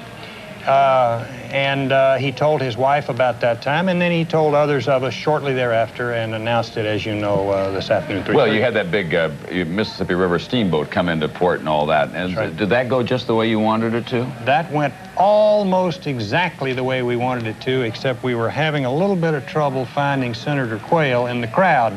We had told him to come down there and be in the crowd. He and his wife, I think, just walked down there. The crowd was so big, we had a little trouble finding the senator, so the Vice President had to wait a few minutes to get off the boat. But it worked essentially the way we wanted it to, and frankly, the way the Vice President had planned it and said some weeks ago that he wanted to handle the selection process. I'd like to point out to you that he talked personally to each and every one of these other potential candidates before he made his announcement. Well, the fact is that we've talked to all of them as well tonight. There's some broken hearts, obviously, but they don't feel that they were roughed up by the Vice President of the United States. That's right, and the process was not demeaning, and it was handled with dignity, and they weren't left dangling there. You miss pushing the American dollar around on the international market?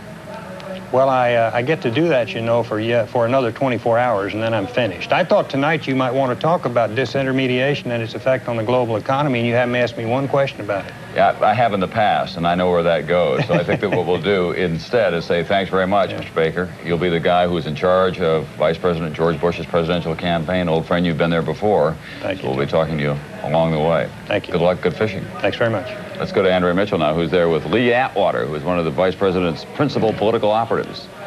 Thank you, Tom. I'm with Lee Atwater, the campaign manager. Lee, I've talked to delegates and, in fact, to some members of Congress who know Dan Quayle quite well, and their complaint tonight is that he's not a heavyweight, that George Bush chose him because he was afraid of a conservative heavyweight like Jack Kemp and wanted to look bigger and stronger and more substantial in comparison. Is that a fair criticism? I don't agree with that at all. I think the Vice President chose him because he thinks he'd make a good President of the United States if he needed to. And I think he chose him because he feels very comfortable with him, feels comfortable with his position on the issues, and feels like he's a very good campaigner and a very good candidate. A lot of people are saying that he's a blank slate and that you've got to fill in that blank slate very quickly. What is the first step on this campaign? Well, I think he's a very exciting campaigner. I think he's articulate and really is comfortable with the same issue positions as the Vice President. So I think really it's going to be very exciting to see him come to life as a national figure. He's the kind of candidate that a week from tonight, people are going to know him about 100% better. 2 weeks from tonight, people are going to know him even better. And in 3 or 4 weeks, he's going to be a national figure with a following of his own. And as a fellow baby boomer, I'm very excited to see someone in our generation for the first time running for national office. Okay, thank you very much, Lee Atwater. I guess I'm also a baby boomer. Back to you, Tom. Well, there'll be a lot of people who will want to be claiming that from now on, Andrea. I wish that I could. It's a little hard to be at the age where the vice presidential candidate of the Republican Party is younger than you are, not just by a few years, but in this case, by 7 years. Dan Quayle is only 41 years of age. He was first elected to the Senate when he was just 33. Wonder what he'll do for the rest of his life. We'll be back with more after this.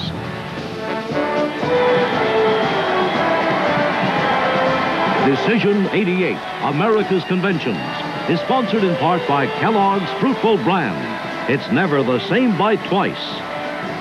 And by Ford and your Ford dealer. Have you driven a Ford lately? And by Merrill Lynch, an investment firm built on a tradition of trust. And by AT&T, the right choice. answers to your long-distance questions are never more than a phone call away. Just give me the dates. And don't worry, we'll solve it. AT&T customer representatives are always ready to help you with information on bills, discounts, and the AT&T card. And you can call on their experience 24 hours a day. Thanks. Just one less thing that I have to think about. We're reaching further to bring your world closer. AT&T, the right choice. You don't have to go. You can't see 5 feet in front of you. We've been all over this. I could tell them you memorized the eye chart.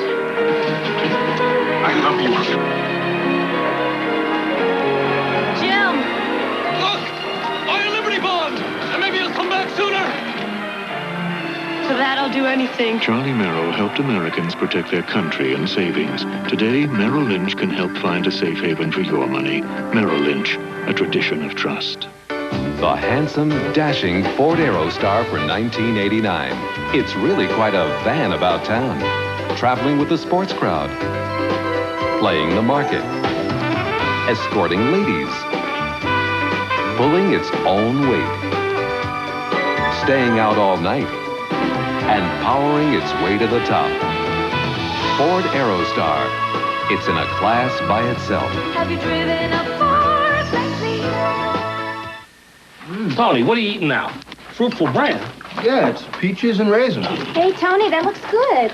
It is. It's Fruitful Brand. It's apples and dates. You just said it was peaches and raisins. Well, it was. Don't lie to your father. Well, now it's raisins, apples, and dates. Didn't you just hear your mother?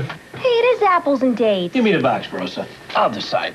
Only Fruitful Brand has so many fruits, you get a different fruitful combination in every bite. It's peaches, raisins, and dates. So it changed. Kellogg's Fruitful Brand. It's never the same bite twice. Later this evening in the Superdome here at the Republican National Convention, these delegates will be hearing from former President Gerald Ford, and at the podium right now is NBC's Connie Chung with Betty Ford, who's become, to so many people, an American folk heroine in her own right. Connie? Thank you, Tom. Betty Ford is here with me, and you are one of America's favorite first ladies. I know that you had a rough time recently with a carotid artery operation, but you're doing much better now because you look beautiful. Thank you. I feel so much better, Connie, and I expect to have all my strength back in just a couple of months. I'll be able to campaign, though. Really? Do you intend to go out on the campaign trail? Oh, well, I don't know about that, but I'll do my talking. Very good. Barbara Bush probably has to withstand, just as you have over the years, some personal attacks on her husband. And certainly George Bush was the recipient of a number of personal attacks during the Democratic Convention. Do you have any advice for her on what to do when that happens? I think it's difficult for a wife because we're so much more sensitive to those attacks than our husbands. But if you're in politics, you have to have a pretty tough skin, and you have to know what you believe in and go by that and ignore some of those innuendos that people make. Now, George Bush apparently has a gender gap problem. Do you think that the Republican Party has sort of fallen backwards when it comes to women's issues? I think they're moving forward this year, and I'm glad to see the Equal Rights Amendment back in the platform. I am glad to see that he's addressing the economy as far as women are concerned, because women are working and they know how far that dollar goes, and it's important to them in helping raise their families. But you do recognize that George Bush is suffering a little bit when it comes to women. The women are not supporting him, they're supporting Michael Dukakis. I think when they see the campaign take place, they will realize women tend to wait until the last minute to vote. We did a survey one year trying to get people to vote early. And I know as a woman working in women's issues, women wait until the last minute. So I'm hoping they will turn and support George. Thank you very much. Former First Lady Betty Ford, thank you. And she and President Ford will be up here at the podium very shortly. Thank you, Connie Chung. One of the problems that George Bush has is being perceived as a warm, friendly fellow, the guy next door, as it's often described. Peter Hartpole recently asked folks whether they would like to have George Bush or Michael Dukakis as their boss. Dukakis won that one 44 to 32%. What about neighbor? Dukakis won that one 34 to 23% over George Bush. In this poll, as a guide in the woods, they'd rather have Dukakis over Bush, 33 to 27%. If you were in the USSR and you lost your passport and you needed help from your tourist guide to get out of the country, who would you rather have? Mike Dukakis or George Bush? Bush wins that one 41-26. Why, I don't know. Who thinks up these questions? I'm not sure either. Now let's go down to the floor and Ken Bodie. Ken? Tom, the selection of Dan Quayle was a big surprise to the folks on this floor tonight, and that's why many of the Republican sources that we usually talk to are speaking to us only honestly, only off the record. Let me share with you some of the remarks without identifying these sources any more than I'm about to, what they really think of this selection of Quayle. A seasoned politician from California told me that he thought Quayle had only been on the list to give him some publicity. A former Republican National Committee official said, "Last night at dinner, we were joking about Quayle. We trashed him." A very famous conservative said, "It makes Bush look like he wasn't strong enough to pick Dole or Kemp." And from Indiana today, one of Dan Quayle's home state politicians said, "It can't be Quayle." Can it really? One delegate who did speak to us for attribution was perhaps the most glamorous delegate on this floor, former Miami Dolphins cheerleader Connie Mauser. We asked Connie Mauser whether Quayle's Robert Redford-like good looks really would appeal to women, and Connie Mauser said to us, "Well, he does have shoulders, doesn't he?" Tom? Thanks very much, Ken Bodie. I'm not going to get involved in that one, I'll tell you that. NBC's Chris Wallace is down there on the floor as well, where the buzz continues about the selection tonight of Dan Quayle. And he's there with a senator from California who's running for re-election. Chris? That's right, Tom. Pete Wilson of California is running for re-election and, of course, was very concerned about the top and the bottom of the Republican ticket. Senator, I can't imagine that 1% of the people in California have any idea who Dan Quayle is. Chris, I don't suppose they do, but you'll take care of that very shortly. The wonder of modern communications is that very shortly they will know who he is. Now, people are not saying things on the record in front of the cameras, but some of these delegates and top Republican strategists are expressing concerns privately. Let me ask you about one of those. That is that the polls show that George Bush has a problem. People wonder, because of his background, whether he really knows and cares about the average person. Here you have a very rich Republican nominee, and you have a running mate who's even richer. Well, that obviously has not bothered the voters in his state, because not only did he knock off one of the giants in modern Senate history, Birch Bayh, in 1980, but he won re-election in 1986, which was hardly a banner year for Republican senators, and he did so with a landslide that included a lot of working-class Indiana voters, a lot of minorities, a lot of union households. Senator, truth to tell, I know you're a loyal Republican. You're going to be on this ticket along with Bush and Quayle. Do you really think of all the people in the Republican Party, Dan Quayle is the best qualified to be a heartbeat away from the presidency? I think he is extraordinarily well qualified. I think that he's qualified not only by energy and vitality, but by substance. He knows a great deal more about defense and foreign policy than I expect Michael Dukakis to be able to learn in a term. And so if we're worried about someone a heartbeat away from the presidency, no, I would feel very comfortable with him there. Senator, thanks very much. Senator Pete Wilson, who says that Dan Quayle will play just fine in California, and not Elisa Myers. Thanks, Chris. I'm here with Ed Rollins, who was Ronald Reagan's campaign director in 1984 and who was stunned by the choice of Dan Quayle. Ed, how big a gamble is this? Well, it's a gamble. Obviously, Dan Quayle's unknown. He's never been tested in a national campaign. But if the gamble works and he can take his case to the American public, the young voters, if he can certainly help shore up the Farm Belt, he's well worth the risk. Your concern all along has been, how do you reassemble those Reagan Democrats, the ethnics, the blue-collar voters? How does Quayle cut there? Well, a scratch golfer doesn't necessarily take his case there, but I think he can take his case to younger voters. He comes from a wealthy family, so obviously you've got to use other people to go into those communities, ethnic communities, particularly the West and the Northeast. So bottom line is he does not help you in some of those key areas. He's untested and unknown. He may very well in the final analysis, but on paper he probably doesn't. Thank you very much, Ed Rollins. Now back to Tom Brokaw in the booth. Thank you, Lisa and Ed Rollins. One of the things a lot of these Republicans are concerned about, of course, is what happens in the fall in the lesser races, that is, for the Senate and the House of Representatives. For example, in 1981, when Ronald Reagan took office, there were 53 Republican senators. They controlled that chamber at that time. In 1988, even though Ronald Reagan has won re-election by a landslide, the Republicans are down to 46 senators, and they're down from 192 members of the House down to 177. That's a loss of 15 altogether. So they're concerned not just about winning the White House, but how do they hold, if not lose, some members of the Congress, which is important to them, too. The man who is speaking at the podium right now beat George Bush in Iowa, and that stunned everyone. It certainly got the vice president's attention.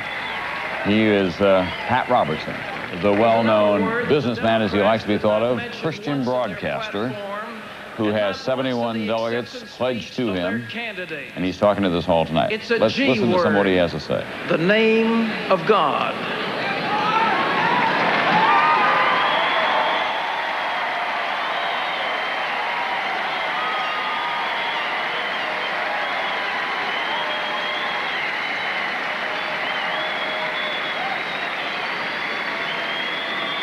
Ladies and gentlemen, our President, Ronald Reagan, was not ashamed to ask the assembled delegates at our convention in Detroit to bow their heads in silent prayer to God.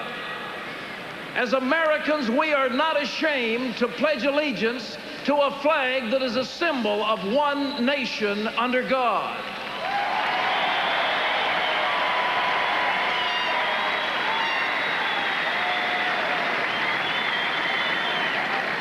And I submit to you that our party, the Republican Party, assembled here in New Orleans, is not ashamed to write into our national platform our solemn resolve that the children of this country will once again be allowed to pray to God in the classrooms of America.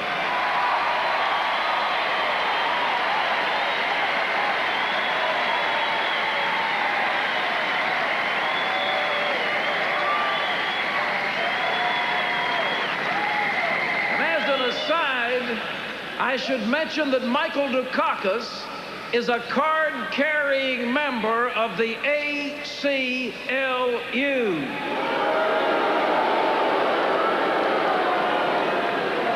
As you know, that's an organization dedicating to removing all public affirmation of religious faith in America.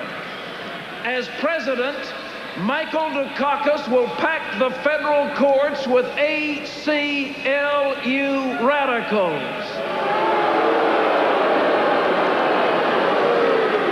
If there were no other reason, and there are many, to deny Michael Dukakis the presidency, this is a reason enough for all of us to vote against him in November.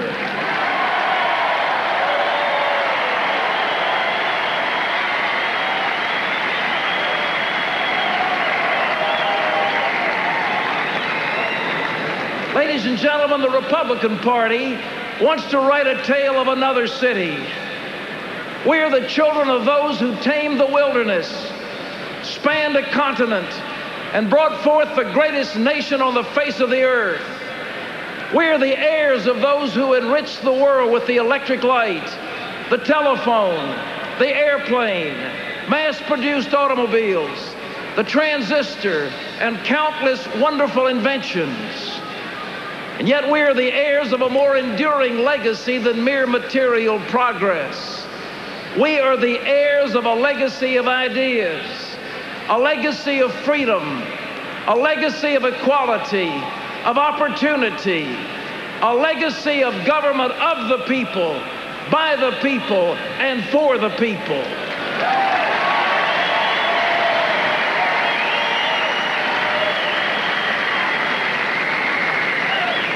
We're the heirs of an experiment in freedom that has given hope and promise to all the people on the face of this earth. We see a city set on a hill, a shining light of freedom for all of the nations to see and admire. A city made great by the moral strength and self-reliance of her people. A city where husbands and wives love each other and families hold together.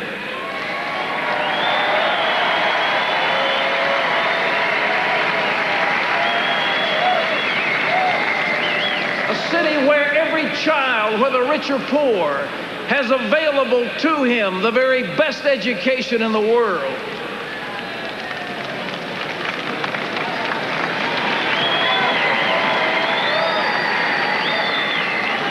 A city where the elderly live out their lives with respect and dignity, and where the unborn child is safe in his mother's womb.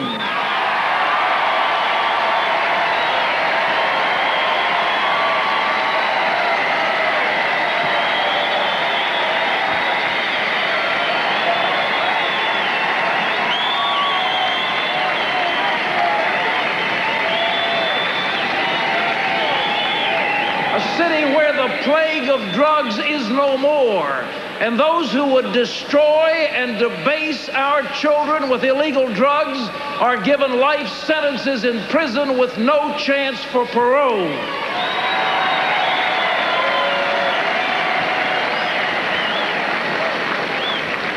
A city where the streets are safe, where criminals are locked up, and the law-abiding can walk about without fear.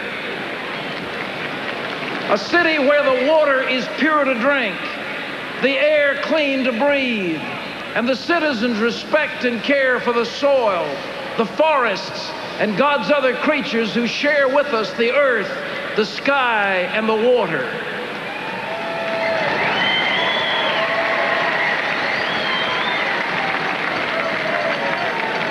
A city with limited government, but unlimited opportunity for every one of its citizens.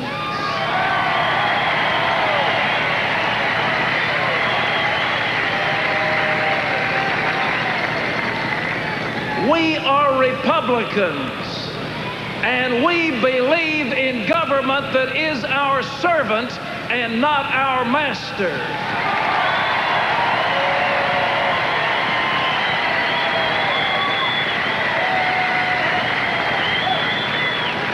We believe that the wisdom of the millions who make up the marketplace is greater than the wisdom of the few who serve in government.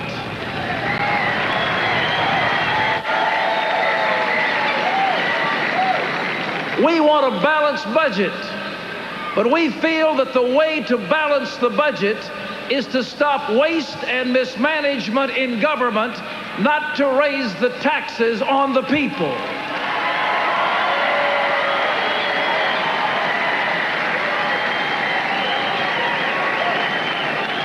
There's a word to describe us. It's a C word. We are conservatives, and we are proud of it.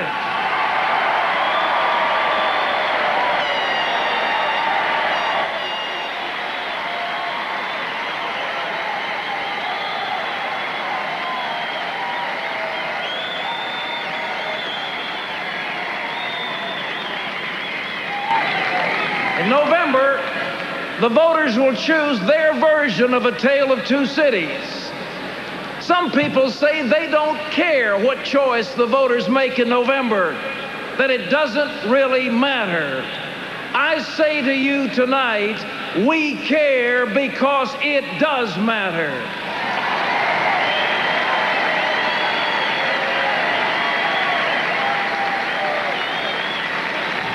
It matters to us and our children whether we vote Democrat or whether we vote Republican.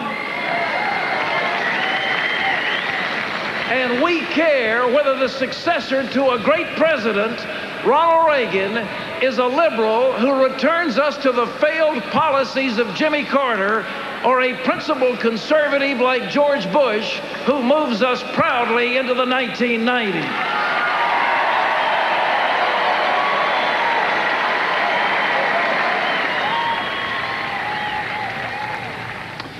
Pat Robertson, who is, of course, the well-known Christian evangelical who had high hopes of doing very well in the course of this long campaign.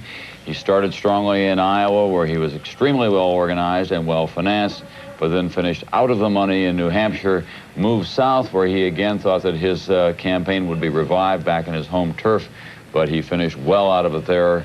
It was the most crucial victory for George Bush when he rolled through Super Tuesday, all of those southern states.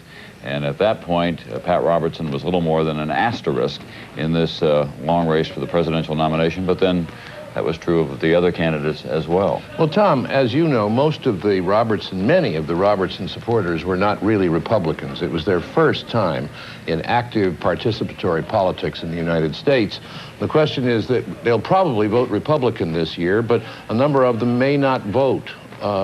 And his influence on the party is in counties and districts around the country where his people still hold some party jobs. But nationally, it's hard to see where it went. Yeah, and it's interesting to know what will happen to him 3 years from now. He's back again with the 700 Club. He's got his television program back on the air, and I think that he liked the taste of it this time, so we'll see whether he runs again. Let's talk Dan Quayle and where he helps Vice President Bush. Well, Eddie Rollins was on here a minute ago. You know, he was Kemp's campaign manager here this year, and he said, how are you going to use Quayle in the cities? And it made me think that what we have here is a rich, good-looking, young, conservative white guy. And you can't really use him in the barrios. He doesn't help you with the Hispanics very much. It seems to me he doesn't help you with the 84 Reagan Democrats, the blue-collar workers and the union workers, the blue-collar ethnics. I don't see how he helps very much with that. I think, Tom, that Quayle could help in places with conservatives in California and in Texas, certainly in the Middle West farm states. But it's difficult to see, and let me see what you think about this, how Dan Quayle extends the appeal of the Bush campaign. He's such an unknown that I do have a hard time understanding that. Maybe some in the agricultural Midwest, but then Indiana, you know, in Iowa, they think that's way back east somewhere. I mean, you Indiana. know, yeah, right. It's not close enough. So I do wonder how he's going to take shape out there. We're going to watch this guy kind of go from being a total unknown to a full-blown national candidate.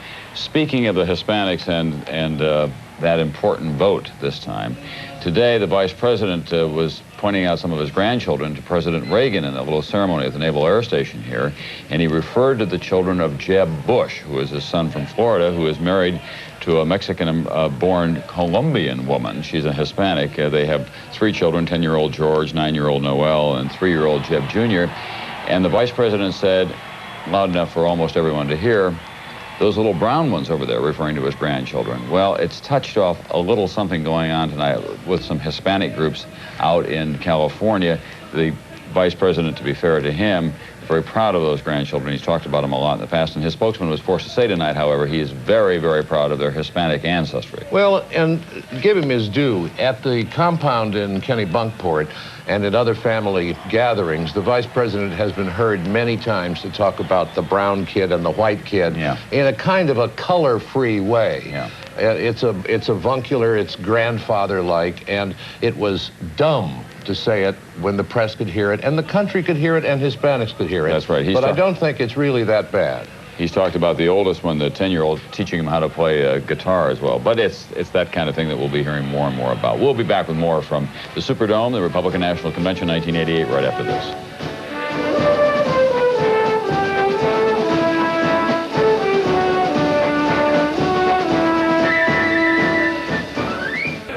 Back at the Superdome, the Republican National Convention. I'm Tom Brokaw here with John Chancellor and the entire NBC News team. And, of course, the man of the hour tonight is a little-known senator from Indiana, well-known in conservative circles, but not much known across the country. Dan Quayle is his name, 41 years of age. He is Vice President George Bush's choice to be his running mate. It's getting mixed reviews in this hall. Some people think that's a terrific idea. Others are quite stunned because he lacks national experience, and to be perfectly candid about it, in the eyes of a lot of these people here, he lacks the real weight that is needed on that ticket. Dan Quayle is a man, however, who has had really stunning success in electoral politics, elected twice in his home state of Indiana to the Senate and twice to the House. He knocked off an 8-term congressman first time around. A lot of talk about his looks, his cosmetics, and his family. They're going to be making that kind of an appeal this fall. We thought it might be helpful if we showed you some videotape of Dan Quayle. He's not here tonight. We won't see him again until tomorrow at 11:30 Central, 12:30 p.m. Eastern Time, when he has a news conference with the Vice President. But here's what happened today in New Orleans when the Mississippi River cruiser, the Natchez, pulled into port. There's Dan Quayle being summoned from the crowd by Vice President George Bush. That was their plan, to have him down there and to bring him up and be introduced by the President of the United States as his choice as a running mate. They couldn't find him. The crowd was so substantial that when they first looked for him, they couldn't find him in the crowd. And then he was brought forward.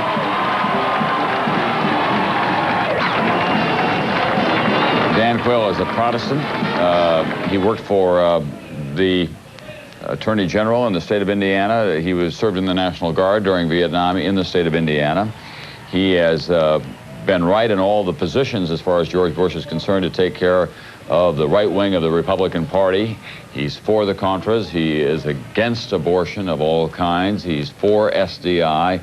He has been active in some legislation to provide job training using the private sector as well. They're very conscious of the fact that they have to hang on to so-called Reagan Democrats, read blue-collar voters in that case, and they're hoping that Dan Quayle will be able to do that for him. And he has a kind of all-America family, 3 children, a wife who has known him and been married to him since their law school days. Ken Bodie's down on the floor, where he has been taking the temperature of the substantial body of Republicans tonight about Quayle and others. Ken? Tom, I'm with a Republican tonight who has a little bit different temperature about Dan Quayle and some of the people we've been talking to. This is Deborah Steelman, the domestic policy advisor of the Bush campaign. Deborah, he's handsome, yes. He's ideologically correct, yes, that's fine. Right on the issues. But what does Dan Quayle do to extend the Bush appeal? Dan Quayle is the personification of what we've been trying to do here all week. Last week with the platform, this week with the speeches. And that is take the basic Republican values and bring them forward to a new time and in new faces and on new issues, to talk about child care, to talk about the environment, to talk about issues that are the basic core of Republicanism and move them forward to the 90s. The truth is that if Jack Kemp had been the nominee tonight, this hall would have had a totally different temperature than it has right now. It's a very tepid response to Dan Quayle amongst these delegates. Well, these delegates don't know Dan Quayle yet, and by this time next week they will. And there's going to be a very enthusiastic response for him because of what he means to our chances for election, and he improves them greatly. One of the Republican politicians that we all talk to often told us tonight that it makes George Bush look like he was too weak to pick a Jack Kemp or a Bob Dole. That one boggles my mind. This was the gutsiest move George Bush could have possibly done. Dan Quayle is not a known commodity. We're going to have to sell him. Dan Quayle is everything we need on this ticket, and it was a real gutsy move. How does Dan Quayle help you reach the Reagan Democrats? How does he help you reach black and Hispanics? How does he... He personifies the politics of inclusion that you heard Governor Kane talk about. He's great in the Ag Belt. He's great on plant closing with industrial types. He's great with minorities. His vote on South Africa couldn't be beat. He's the thing we need. Deborah Steelman, here's this one Republican that doesn't have to be sold, and not a Chris Wallace. Thanks, Ken. The crowd here is cheering for Pat Robertson, who is still speaking to this convention. And we want to discuss the Robertson phenomenon with Mark Nuttall, who was Robertson's campaign manager in 1988 and is now a delegate from Oklahoma. You know, Mark, it seemed for a while that Robertson was going to take Republican politics by storm, especially after he finished a surprise second in Iowa. But very shortly thereafter, he did well only in states with caucuses, places with very limited turnout. Isn't this really quite a limited political movement still? Well, Pat did quite well for his first time out of the chutes. He's done for the Republican Party in 1988 what Ronald Reagan did for it in 1976. He's energized it. And yes, it's a small movement, but it's growing, and it's in every state. But you got to know that it's a movement that scares a lot of people, even traditional Republicans. The chairman of the Georgia Republican Party was quoted today in a newspaper as comparing the religious right to the people who brought you the Salem witch trials and the Spanish Inquisition. Well, Georgia was a personality conflict. It was a fight at the local level that was over a turf and control of the party. It had nothing to do with issues. But you know, a lot of people think that the religious right are zealots. A lot of people are part of the religious right. There's a good answer to that. Familiarity with each other breeds confidence in each other. And they're being integrated into the party. People here in the convention now are getting to know each other, and they like each other. Well, your man has just finished speaking. I take it that you and he are going to be back in politics in future elections? I don't think he's finished. I think there's too many evangelicals out there for him to speak to. It's a good base for the Republican Party. I think you'll see a lot of him. And Mark Nuttall, I have the feeling you're not finished in politics of the religious right either. Thanks very much. And now to Lisa Meyer. Thanks, Chris. I'm here in the Michigan delegation, which for many months of this year was known as the Beirut of Republican politics. With me is Pat Robertson's state chairman, Harry Verizor. First of all, how do Pat Robertson's people, the born-again evangelicals, feel about the choice of Dan Quayle? Well, I think that they're happy with the choice of Dan Quayle. Dan Quayle is pro-life. He has stood firm on family issues. I think they were a little surprised. They expected maybe someone like Kemp, but they're very happy with Dan Quayle, and I think they'll go out and work for him. As you know, there is still a great deal of resentment toward the involvement of many Robertson people. You came in, particularly in the state of Michigan, you took over the party, you threw some of the party regulars out.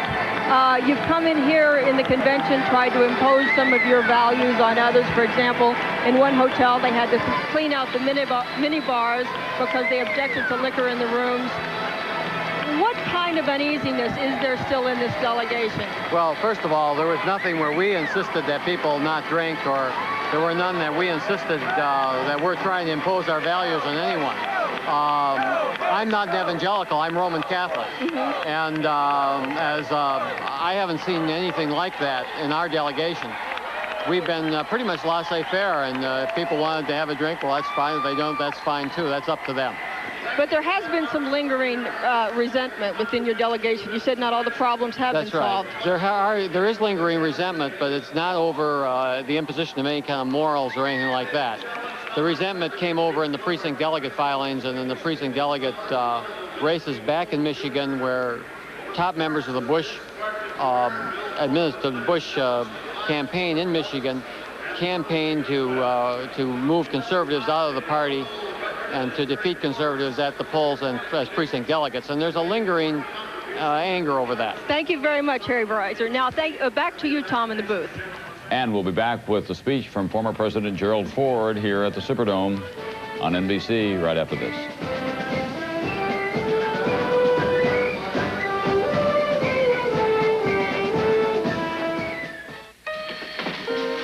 What are you doing, kid? Just reading, sir. Oh, what are you reading? A research report. I thought Mr. Merrill wrote those for our clients. Mr. Merrill wrote this? Mm-hmm. It's pretty good. Hey, what do you know, big shot? Our job is to mail them, not read them. Well, Tim, if I don't read them, how will I ever get out of the mailroom? Charlie Merrill believed in doing his homework. It's how he built the business. It's why Merrill Lynch is #1 in research today. Merrill Lynch, a tradition of trust. Guy runs a big customer service operation. Tons of paperwork, and he's having trouble. Stuff getting his file, customers getting mad, so forth. So I took him out to Tewksbury to show him how WIS is doing the job in their own customer service operation. Customer calls, I bring up a photocopy of his file. Get his credit information from the mainframe, same workstation. All on WIS, Wang's integrated image system. Guy scribbles a note, hands it to my secretary. She scans it, up it comes on the screen in his own handwriting. Get me a pilot system. Seeing is believing, huh? Wang's integrated image system is the next big step. The category of sedans priced between $12,500 and $17,500 is one of the most competitive in the auto industry. From this impressive field, Road & Track magazine chose 4 finalists for its Best Value Award. As their winner, they made the same choice more and more car buyers are making. Ford Taurus, the class of its class. Now get a $500 cash bonus on Ford Taurus. The student council. Is it June yet? Miss Sunshine. Don't start, Hackett. Okay. Breakfast? Brought mine? Looks like dessert. What's that, an experiment? Nutri-Grain nuggets? It's too loud. Come on. Kellogg's Nutri-Grain Nuggets, the first whole grain nugget cereal. Crunchy, huh? Oh, I saw a smile. Nutri-Grain Nuggets. Dedicated to the ones we love.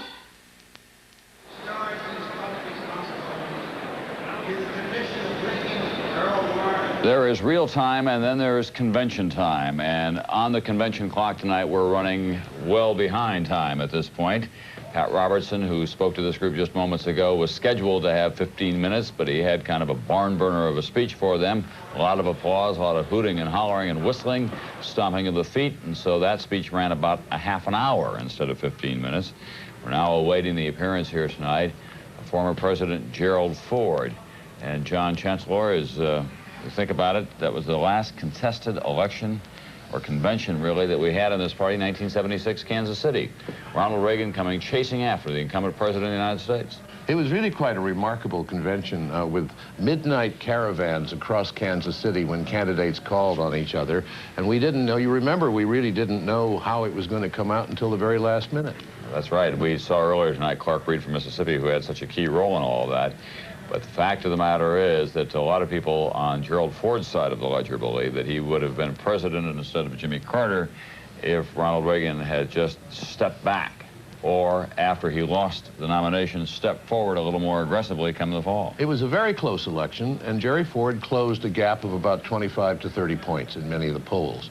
It was a brilliant job on Ford's part, but alas, he became an incumbent president who appointed an incumbent president who could not be reelected. It was a great blow to him. He seems happy enough these days. Oh, I think he's doing just fine. Thank you very much. He's got a home out in the desert in California. He speaks for commanding fees around the country.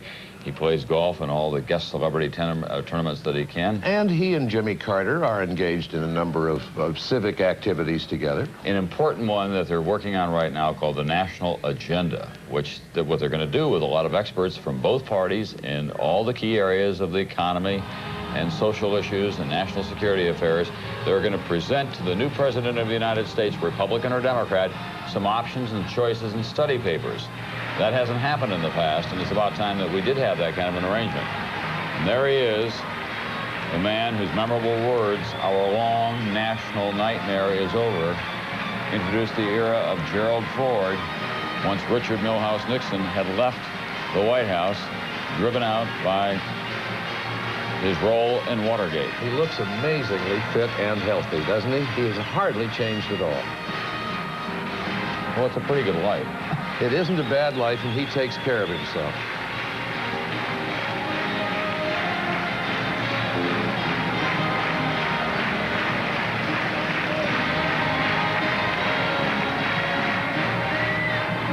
Speaking of surprise choices for Vice President of the United States, he was a surprise choice when Richard Nixon reached out to him after the resignation of Spiro Agnew, Nixon hoping that Ford could deliver the Congress in the course of Watergate. That didn't happen, of course, and Ford went on to become president of the United States, and few people were more surprised than he was by all of that. His ambition in life really was to be Speaker of the House of Representatives. Right. Thank you, Secretary of Transportation Bill Coleman.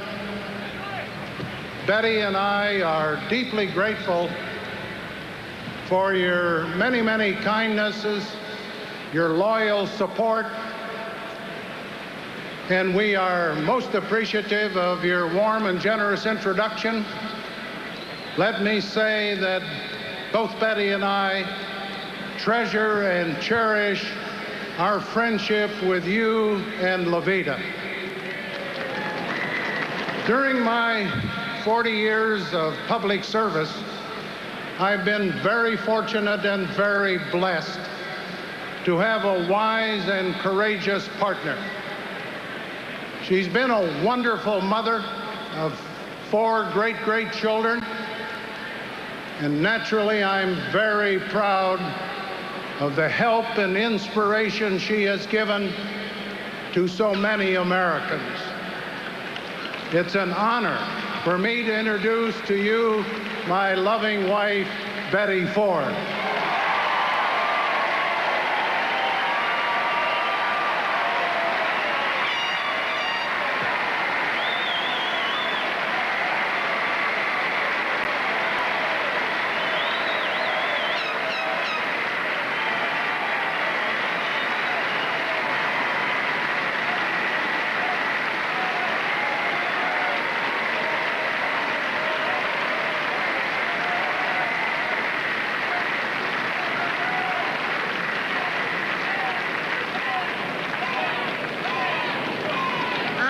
To be here with Jerry to help him send George and Barbara Bush on to a Republican victory and to the White House where they belong.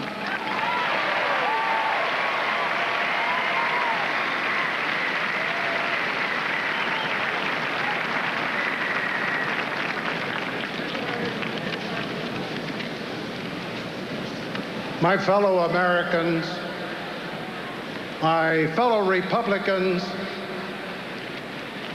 this is my 10th Republican National Convention, and God willing, not my last.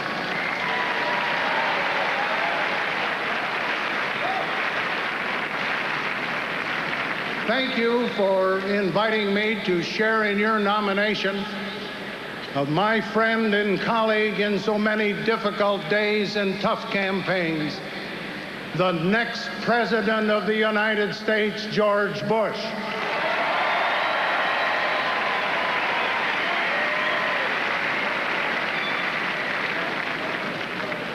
And may I say with equal emphasis I endorse and support Dan Quayle as the next Vice President of the United States.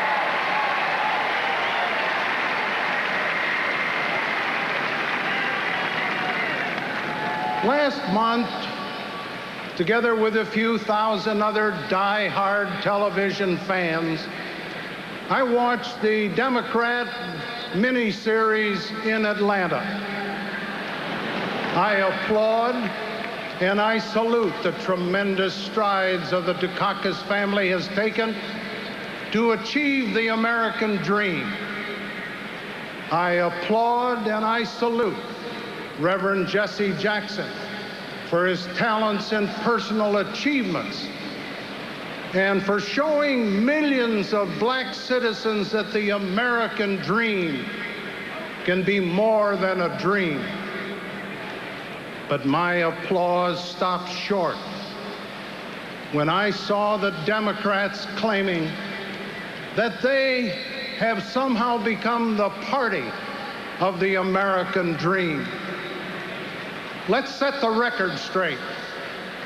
We are one nation under God, and we have only one American dream that unites and belongs to all of us.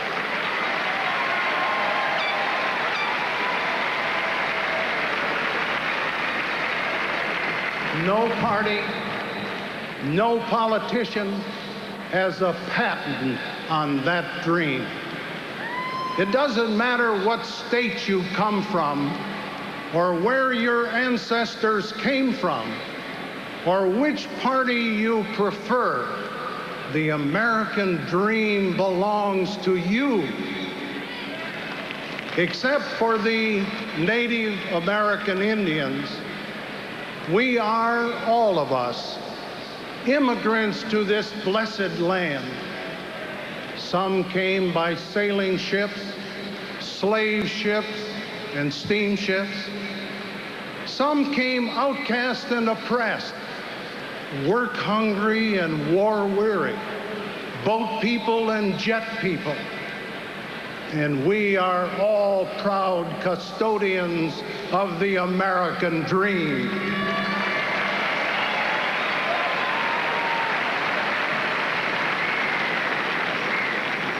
The American dream belongs to you, and nobody can take it away from you. The work of this crucial 1988 campaign is to advance that dream by realistic progress, not by promises, by continuing leadership that has brought America closer to peace in the world and full prosperity at home. The task before us as Republicans is to show that we stand for something. We stand for individual freedom, for equal justice and opportunity, and for safety at home and peace in the world. We believe that government exists to serve not only the worthy causes of all minorities, but also to safeguard the rights and legitimate interests of the majority. We believe that a government big enough to give you everything you want is a government big enough to take from you everything you have.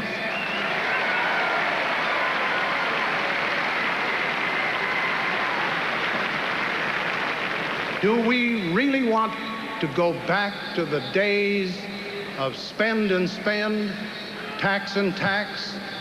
A government in Washington with its head in the clouds and its hand in your pocket? I can put it no plainer than this. This year's Democratic ticket is a tax increase on its way to happen.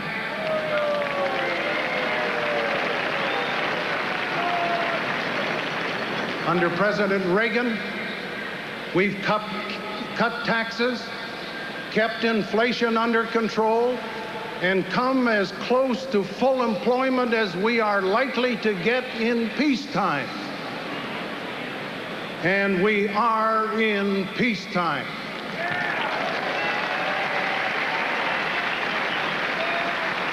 That's performance, not promises. Can we continue this performance with George Bush in the White House and more Republicans in the Congress? You bet we will.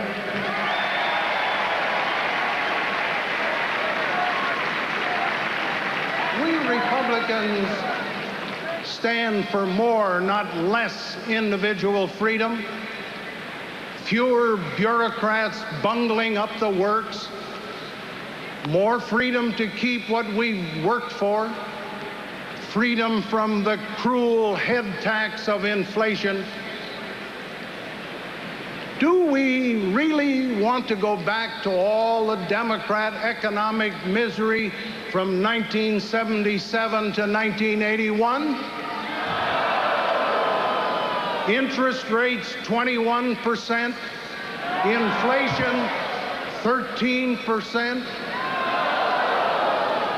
No, not even the professional Democrats want to go back to such economic misery. They claim they've seen the light, changed their ways, and want us to believe that this campaign is not about ideology, but about competence. Competence.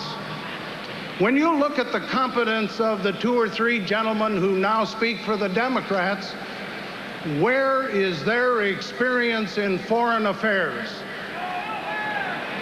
Only Reverend Jackson has shown much interest in it. I have to admit that my friend, Lloyd Benson, we came to the Congress together in 1948, is pretty solid on defense matters. But his partners can't seem to get their act together.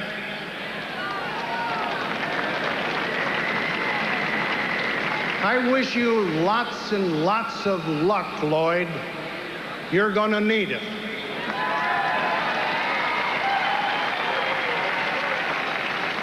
Governor Dukakis says you'll be the kind of vice president who will march into the Oval Office and tell him, Mr. President, that is a perfectly ridiculous policy.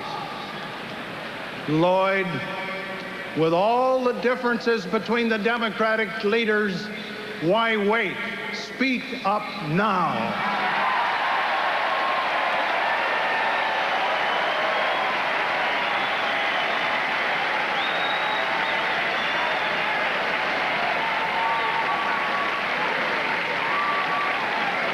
When Governor Dukakis says he'll cut back on American military strength that has brought the Soviets to the negotiating table for the reduction of nuclear weapons, Lloyd, educate him now, not later.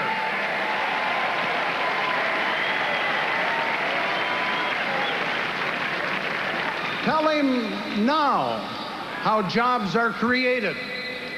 Who really creates them in America? The private sector, not government. It may be your only chance. Don't wait, Lloyd. Speak up now.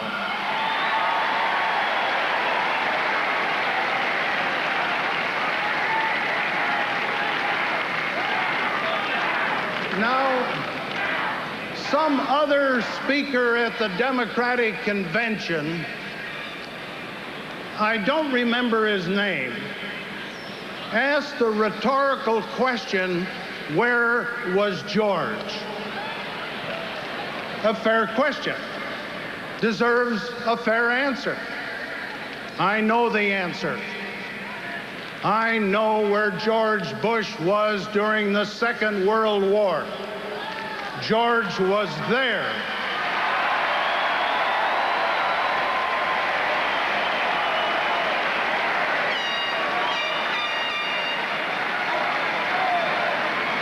We were both out there in the Pacific Ocean fighting to win it.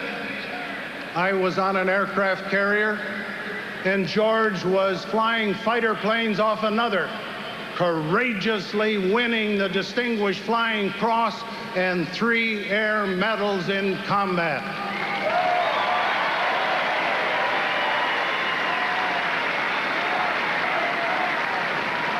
I know where George Bush was in 1966. I flew down to Texas, campaigned for him. He won. When George came to the House of Representatives as a freshman congressman, I was the new House Republican leader. I was so impressed with the integrity and ability of George Bush. I saw to it that he was assigned to the Committee on Ways and Means, a very rare honor for a freshman. Now that's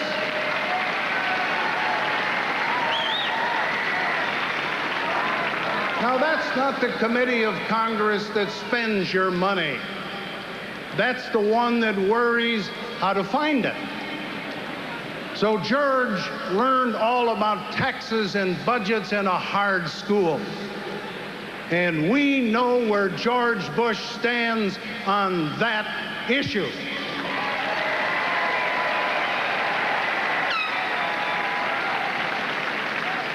I know where George Bush was in 1971 and 72.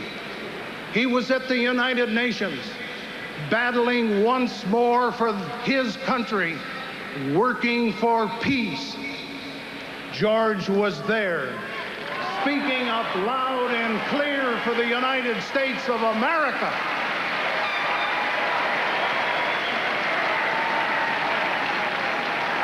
I know where George Bush was in 1973 and 74. I was vice president, and he was chairman of the Republican National Committee during one of the most difficult periods in our party's history. George was there. He came out of this character testing without a mark on him, and with a profound understanding of our national political process from the courthouse to the State House to the White House.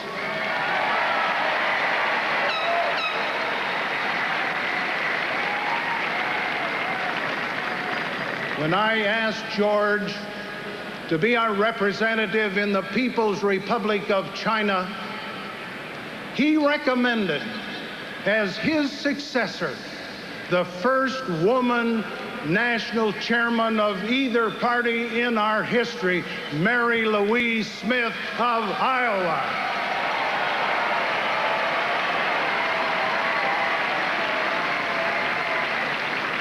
So we also know where George Bush stands on equal opportunity for women.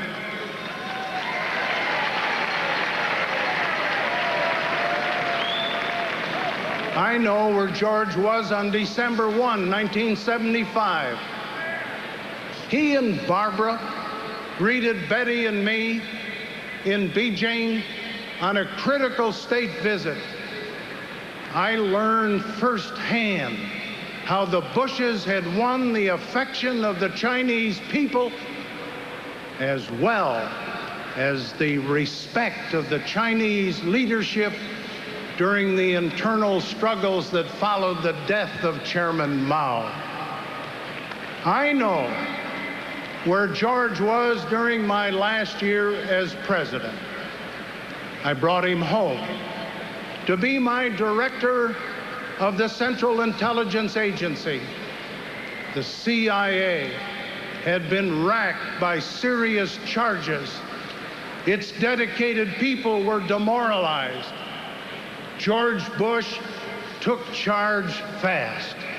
His leadership put this essential agency firmly onto a responsible new course.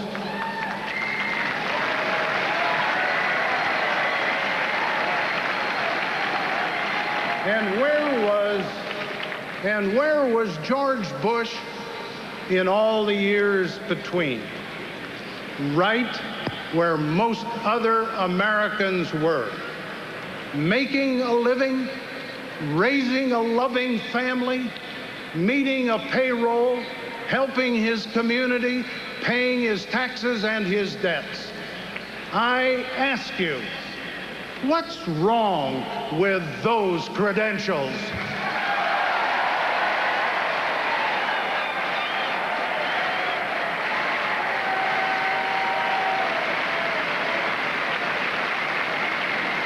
I know, we all know, where George Bush has been for the last 8 years. In 1980, he was running for president. He finished second for our nomination, but became the winner's choice for vice presidency. And that was one of President Reagan's best decisions.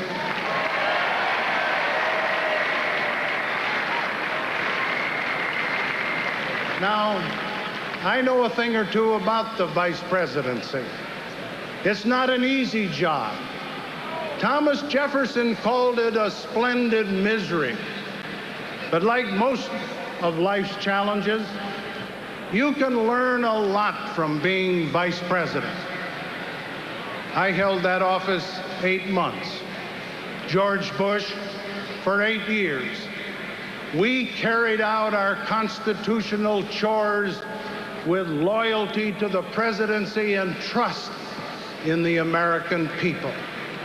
For that superb job, George Bush, I salute you.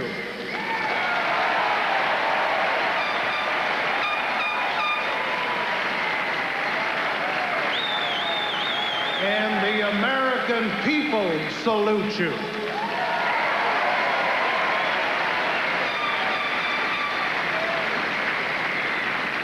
So where was George?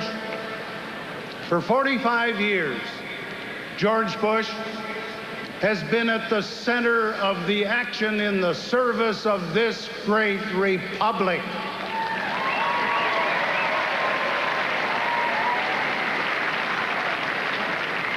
I'll be damned if I will stand and let anyone with a smirk and a sneer discredit the honor, service, accountability, and competence of George Bush.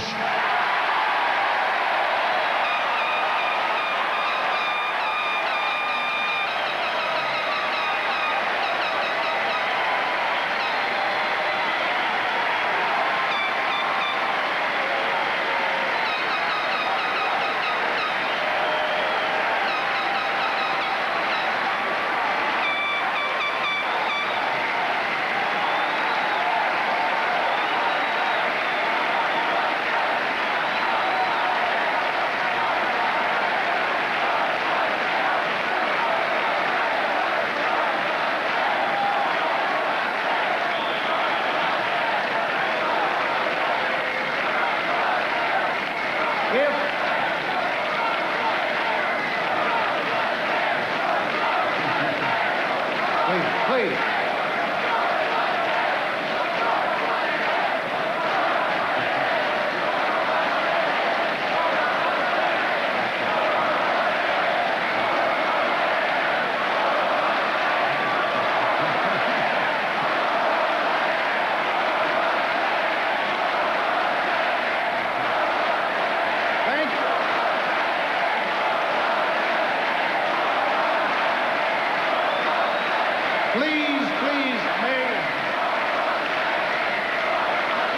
If the three Democratic standard bearers in this campaign think it is about competence, let any one of them, or all three of them put together, top the demonstrated competence of George Bush.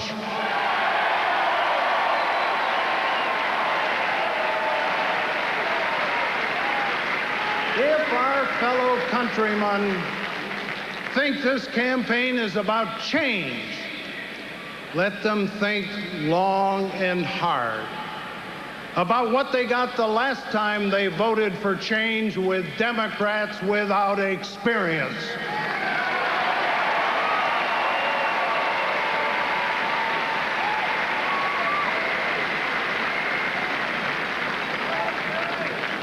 We cannot afford to make the same mistake again. We Republicans are not perfect. We make mistakes, some of them Lulus, but we stand for something. Our candidate, George Bush, stands for something.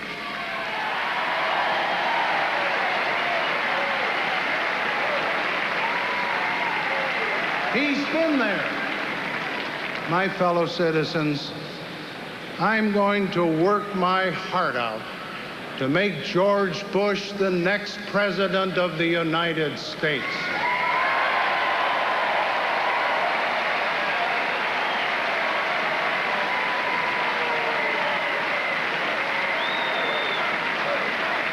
George Bush was there when I needed him. George Bush was there when America needed him.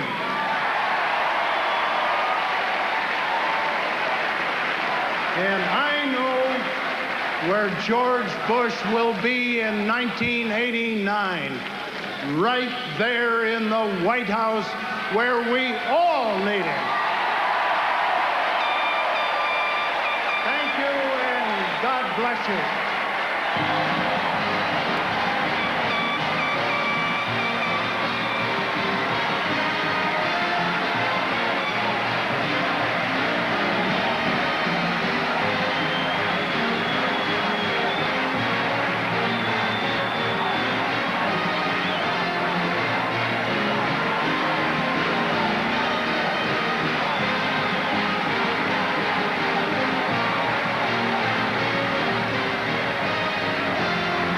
Former President Gerald Ford and Betty Ford, and I think that's the best speech I've ever heard him deliver, and I've heard him deliver a lot of speeches as president and as a former president of the United States.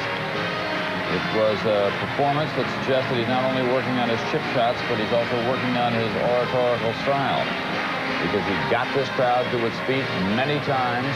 He touched all the buttons, and he said at the end something that really set them off. He said, "I'll be damned if I'll stand by and let anyone with a smirk and a sneer discredit the honor and the service and the accountability and competence of his friend George Bush." Tonight the themes were the Reagan Revolution must be extended, but with new faces, trying to consolidate this hall, all the people and their support for not only Ronald Reagan, but now for George Bush, and the ticket of Dan Quayle. That's still to be determined about how successful they'll be with that. Want to reach out and move ahead. Ronald Reagan has gone on to Santa Barbara today.